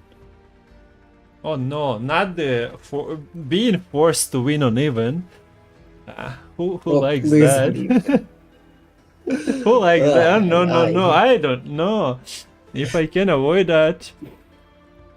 Listen here, Kung Fu, you're going to have to win uneven and you're going to have to like it. Wait, is it...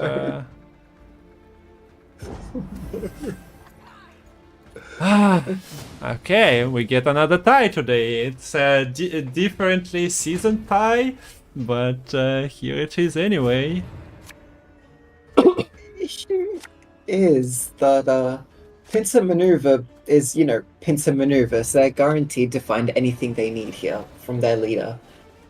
Whereas there are not nearly as many opportunities to draw into what they need here for the Syndicate. They do find the Madame Marquis Serenity. Currently missing the Yargo. There is Decree, there is Yargo in deck still. Finds the Philippa on the final mulligan. Okay. The Yargo is still conspicuously missing. And if only we had 3 mulligans, one more time would have showed you how it's done. He got Marquis and Philippa, but yeah, ran out of mulligans, sadly. Would you say that they needed to mulligan on what? I'll stop. It can continue. Nobody in chat complained so far. But yeah, maybe we need to tone it down a little bit. But if you feel like making it that joke one more time, you probably can in a couple of minutes. Okay. I wonder if we're even gonna play Siege here, because it forces you to play 2 bronzes, and you might be better off just going for your cursed units with the Adda mode instead. Surely this is not... I guess you still put have the another... Botchling back in deck. That seems like a rogue. Nothing tickles my tits quite like a Don't good worry, steak. stay. Got it. There is still 1 leader charge, so maybe not. But you kinda need, what? Siege engine?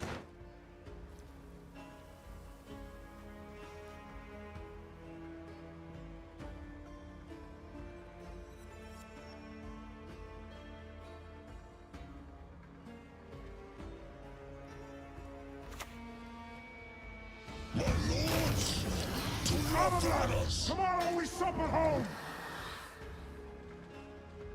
Okay, a small Drauk here, no PFI to boost the unit count, but that's nice to have. Leader charges providing you with some volunteers for the experimentation on the battlefield. I've a great eye for faces. So,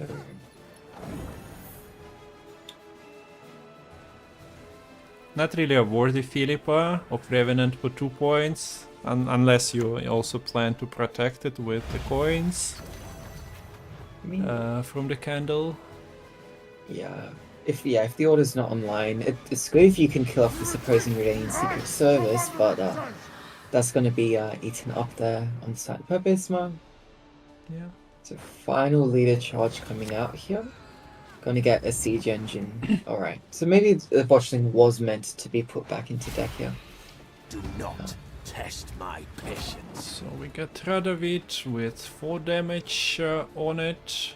You'll suffer the consequences And of your foolishness. travel into the other side. But now damage an enemy unit by 1. How the turntables.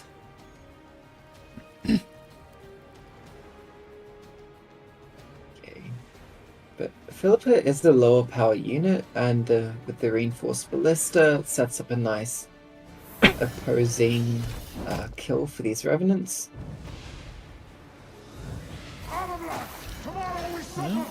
Tada, 20 points once again.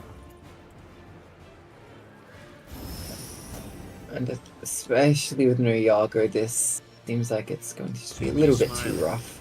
I'm dead serious.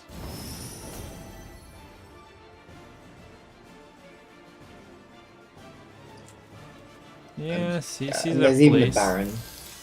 Caesar plays for some points, but you have a big problem of lacking the. Oh, I mean, yeah, the leader was used, so PepeSmile has some expectations as well of what's happening.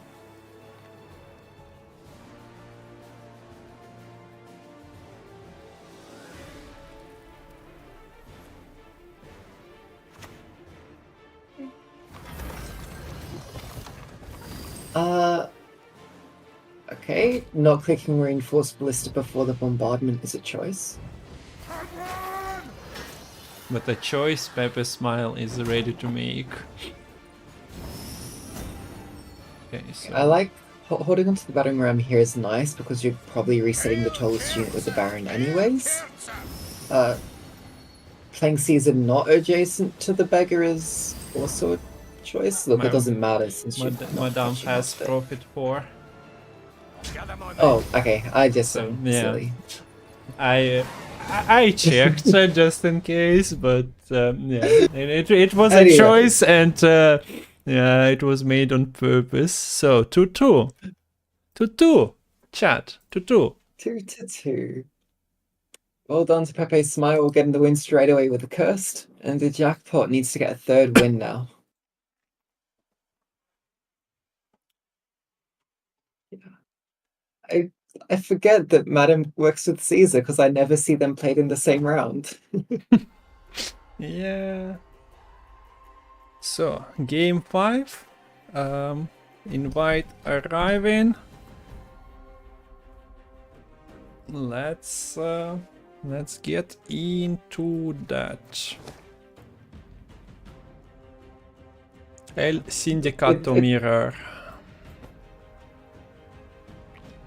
With such a long series and the previous series being so long, it really is a game of endurance at this point for the players. Like, they need to be doing their best to maintain their focus, maintain their mental, as we're heading into the final game here. It is hard to focus for this long. And Gwent is not an easy game. There's so many different things to consider. On the small scale, on the big scale. Even before you get into the game, you're worrying about the queues.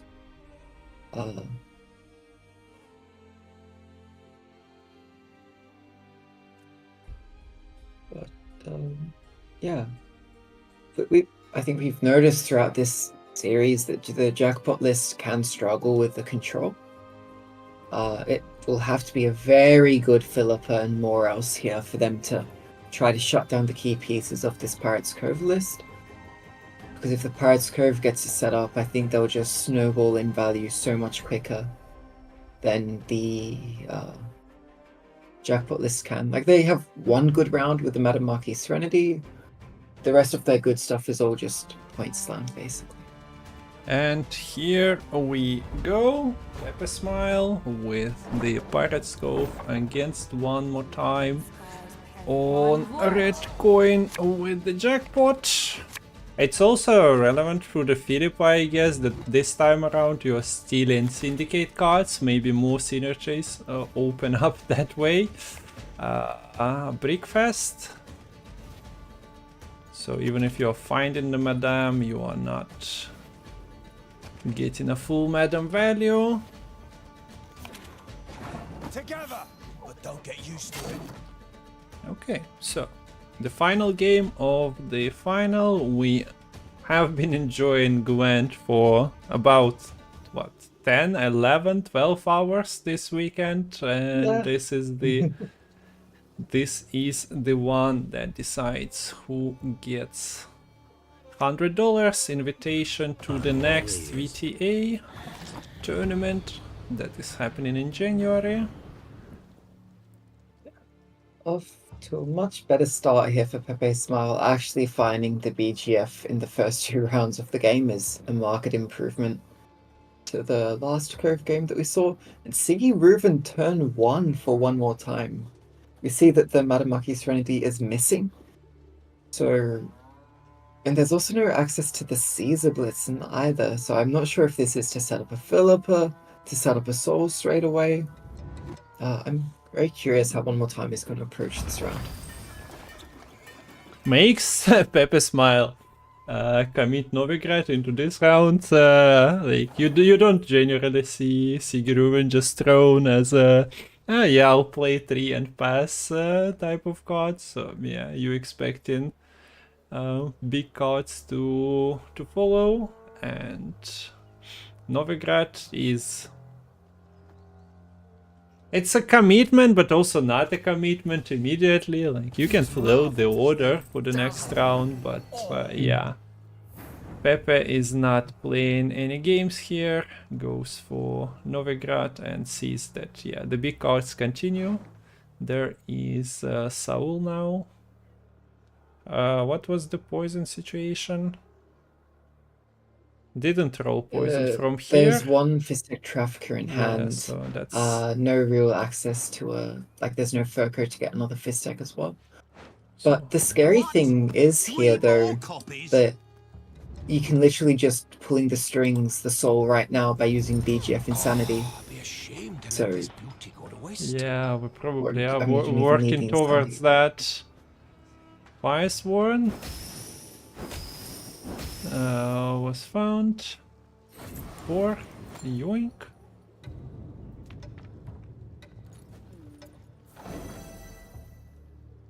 Not boosting by 3 or anything crazy at the moment, but what goes around comes around.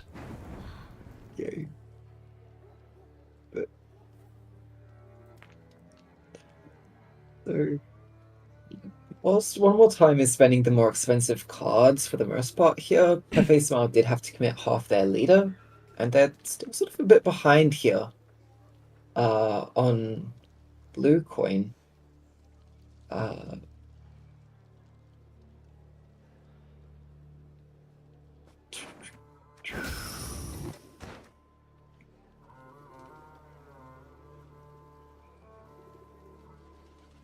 Oh, the digits dropped off. Oh, we must sew them back on. Gonna go for the mutant makers here. This does get a additional tag, so now we're sitting at 5 tags for PepeSmile, only missing the blind eye game. So this means that if we see a shady vendor trying to hire or pulling the strings, the soul could still be at risk.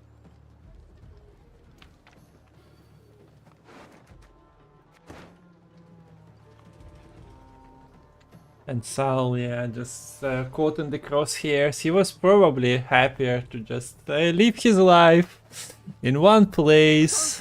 Maybe get poisoned at some point when he becomes too influential and too big.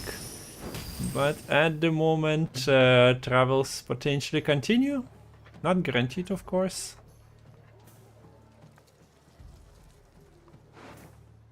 Okay, will it be found? Will we see pulling the strings? We will. Yes. There we go. The plot thickens. Will Saul stick to one spot? By the looks of it, yeah, there is no more Philippa and no pulling his strings. He decided, he committed, he is in team PepeSmile.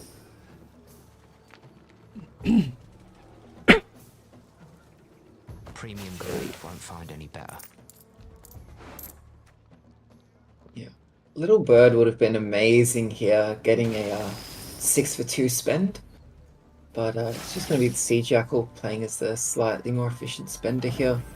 And also note that because the Soul was played back row on One More Time's side, after the seizing it is to the right of the Novigrad, so the Novigrad gains the coin before the Soul checks its Horde condition. This allows PepeSmile to spend a little bit more than they otherwise could have, because they get the coin back before from the Novigrad before checking the Horde 6 for the Soul. I think you dropped unconditional 5 provision and slave in your message, Schuster Kid. You are not really Reddit material yet. You need to refine your comments to be accepted there.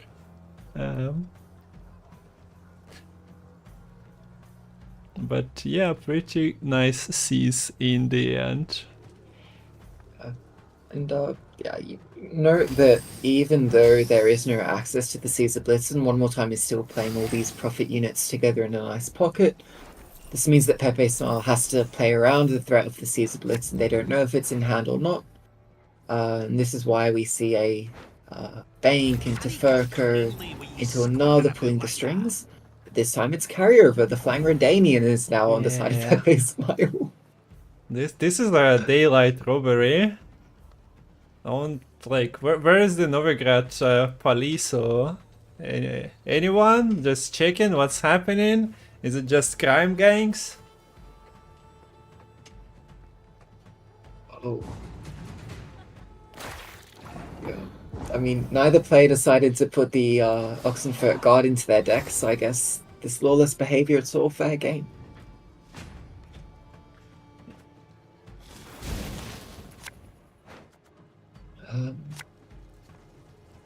Okay, so Madamaki Serenity still hasn't been played. I wonder how much that is weighing on the mind of PepeSmile here. Are you scared enough of the Madam to try to bleed her out?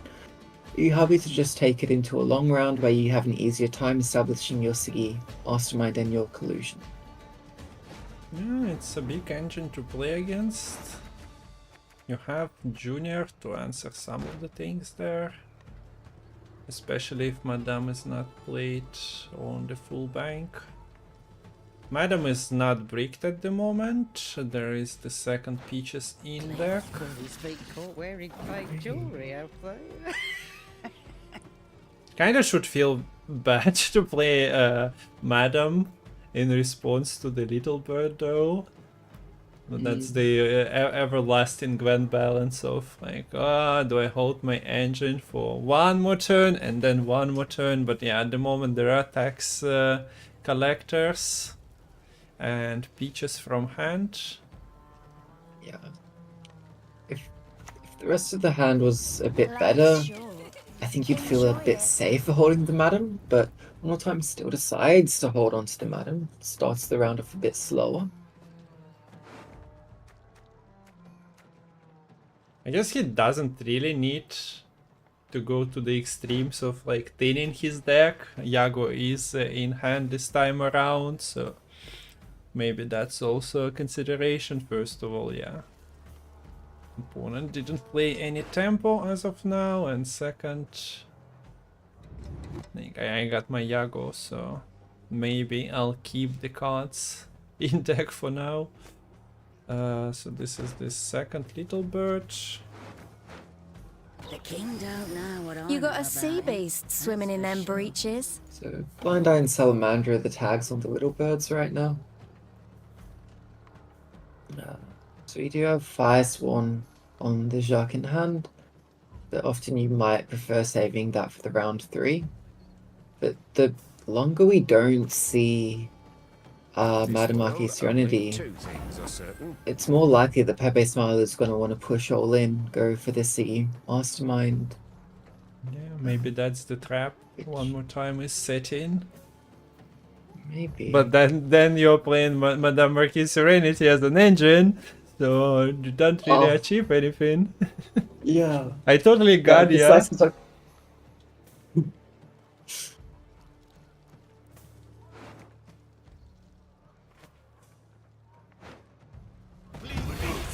Scoia'tael! Be gone!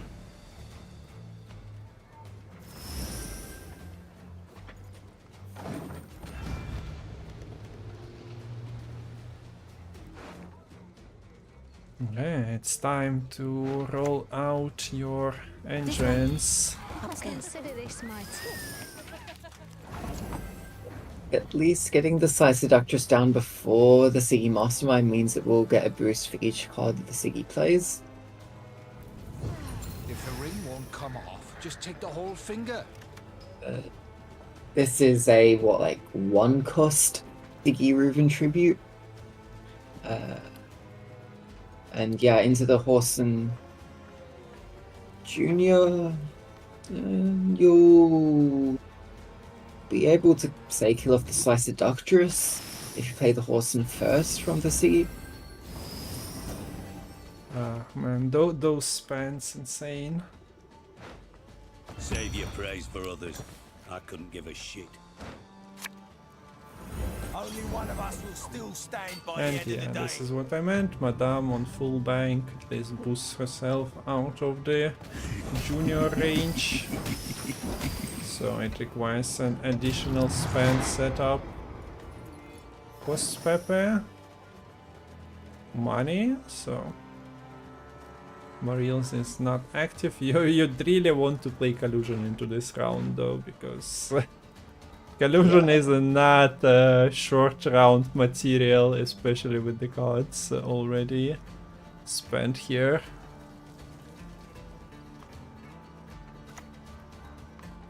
Corporations are people I think- too. Yeah, I mean, you play the collusion. Do you also commit the morals?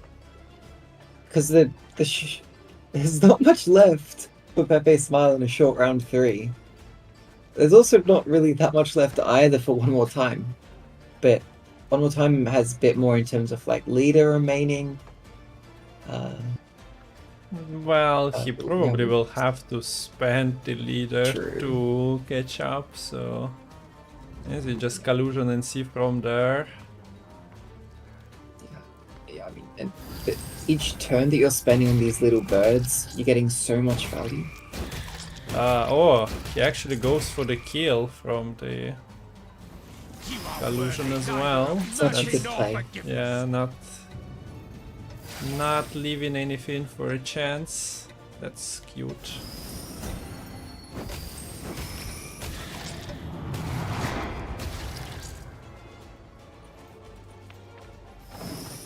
Okay, would have preferred this to be a 7 power, but shouldn't be a big difference.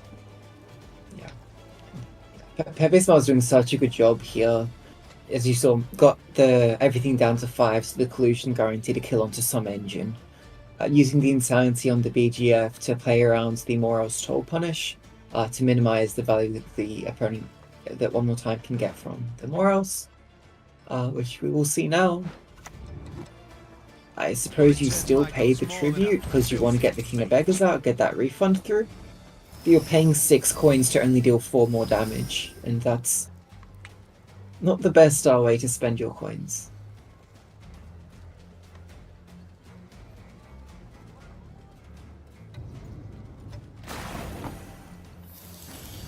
Okay, so 30 something point gap.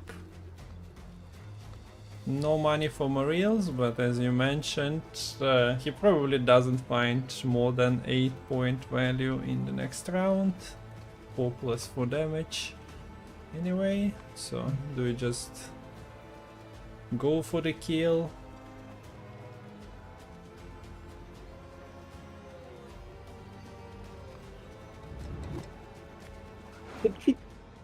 At this point, you could be trying to do some quick maths, decide whether you would have the 2-0 with the Iago, and who knows what you'd expect the other card to be. Wait, here. what was that? Let's go for the kill. Yeah. That was the Slice Seductress, I think. I guess it doesn't matter, as you expect the money will be spent. So that the peaches are not buffing the second time. Anyway, so it's 5 against 5. A big Iago play, almost full bank. Was there. Nice to have a spender to spend the second portion of the income, but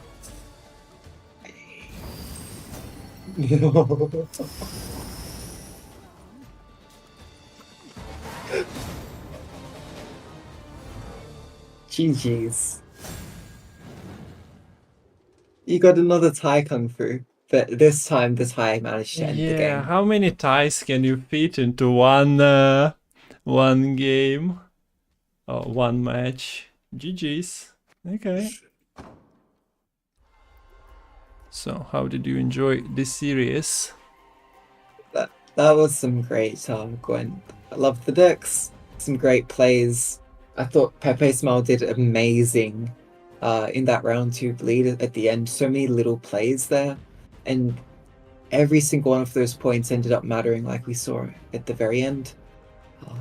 Photo finish. Yep. Okay, so congrats to PepeSmile then. Let me update the score. And one more time, fought valiantly, fought with Witchers. Jackpot getting destroyed is, yeah, somewhat of a summary of how it went. So, PepeSmile, the pain away is the thing that we can say to one more time. Also, before you all left, there is this thing to show. January 11-12, 12 p.m. CET. We'll have another winner takes all, and featuring. I'm looking at the list. And I see Lemon featured there. Interesting. Yes. Interesting. We have Mayamon, Lemon, Cintrian, Arctic Foxy, and more people will be invited. So for now, let's once again congratulate PepeSmile. Also might update this screen. So 3-2. Well played. Interesting weekend of Gwent. I hope you guys enjoyed it a lot. Надеюсь, всем понравилось. Интересные матчи. Много необычных колод. So yeah, that's what we wanted. Witchers present, different syndicates. Jackpot wasn't really but shining, but it got to the final, so it's something. PepeSmile. Camps mentored me how to jam cards. Well done, Pepe. Well done. So yeah, PepeSmile wins $100, wins invitation to the next. I suppose that's and more. PepeSmile should be added. Of course, maybe timings don't allow it, but yeah. Nice to see Lemon freed from the duties of a or will you be casting with me your own games? We'll make it like a fair situation. Anything else? Matol is amazing. Matol, if I forgot something, then let me know. If I forgot to promote something.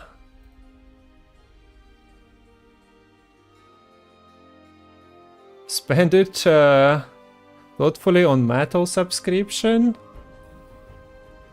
Yeah, PepeSmile will be an infinite Matol Twitch subscriber. Also, we lost Lemon once again. What the hell? So, Lemon, any summary that you want to make over this tourney? I mean, I said going into it that I was really excited by a lot of the decks, and certainly didn't disappoint. Some amazing games, and I think one of my favorite tournaments in a while. And as always, thank you to you for having me alongside for the casts today and yesterday. And thank you to Matol for organizing and everyone for watching too. Yeah. And as a reminder, if you guys want to play in a tournament yourself, Devotion tournament happens next weekend. Lilith's tournament series continue. So anyone can jump some cards in that. You usually have some winner takes all participants playing in those. Like Energix played, JSN played, and many others. One more is usually participating, so you can get experience playing with the open deck lists. And in general, there are not that many ways to participate in the tournament-like play that was officially used by CDPR in the past years. So community tournaments and Lilith series is a great way for that.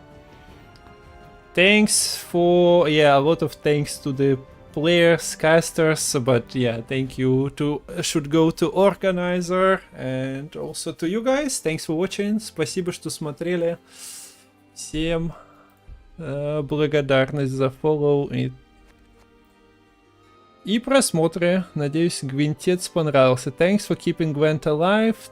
Yeah, that's what Matol tries to do in competitive. Thanks Kunfodak for a great quiz. You are salty about Atimir and Lily, eh? So yeah, that would be it. I guess I might just roll the rerun of this, so if people missed it, but we'll see.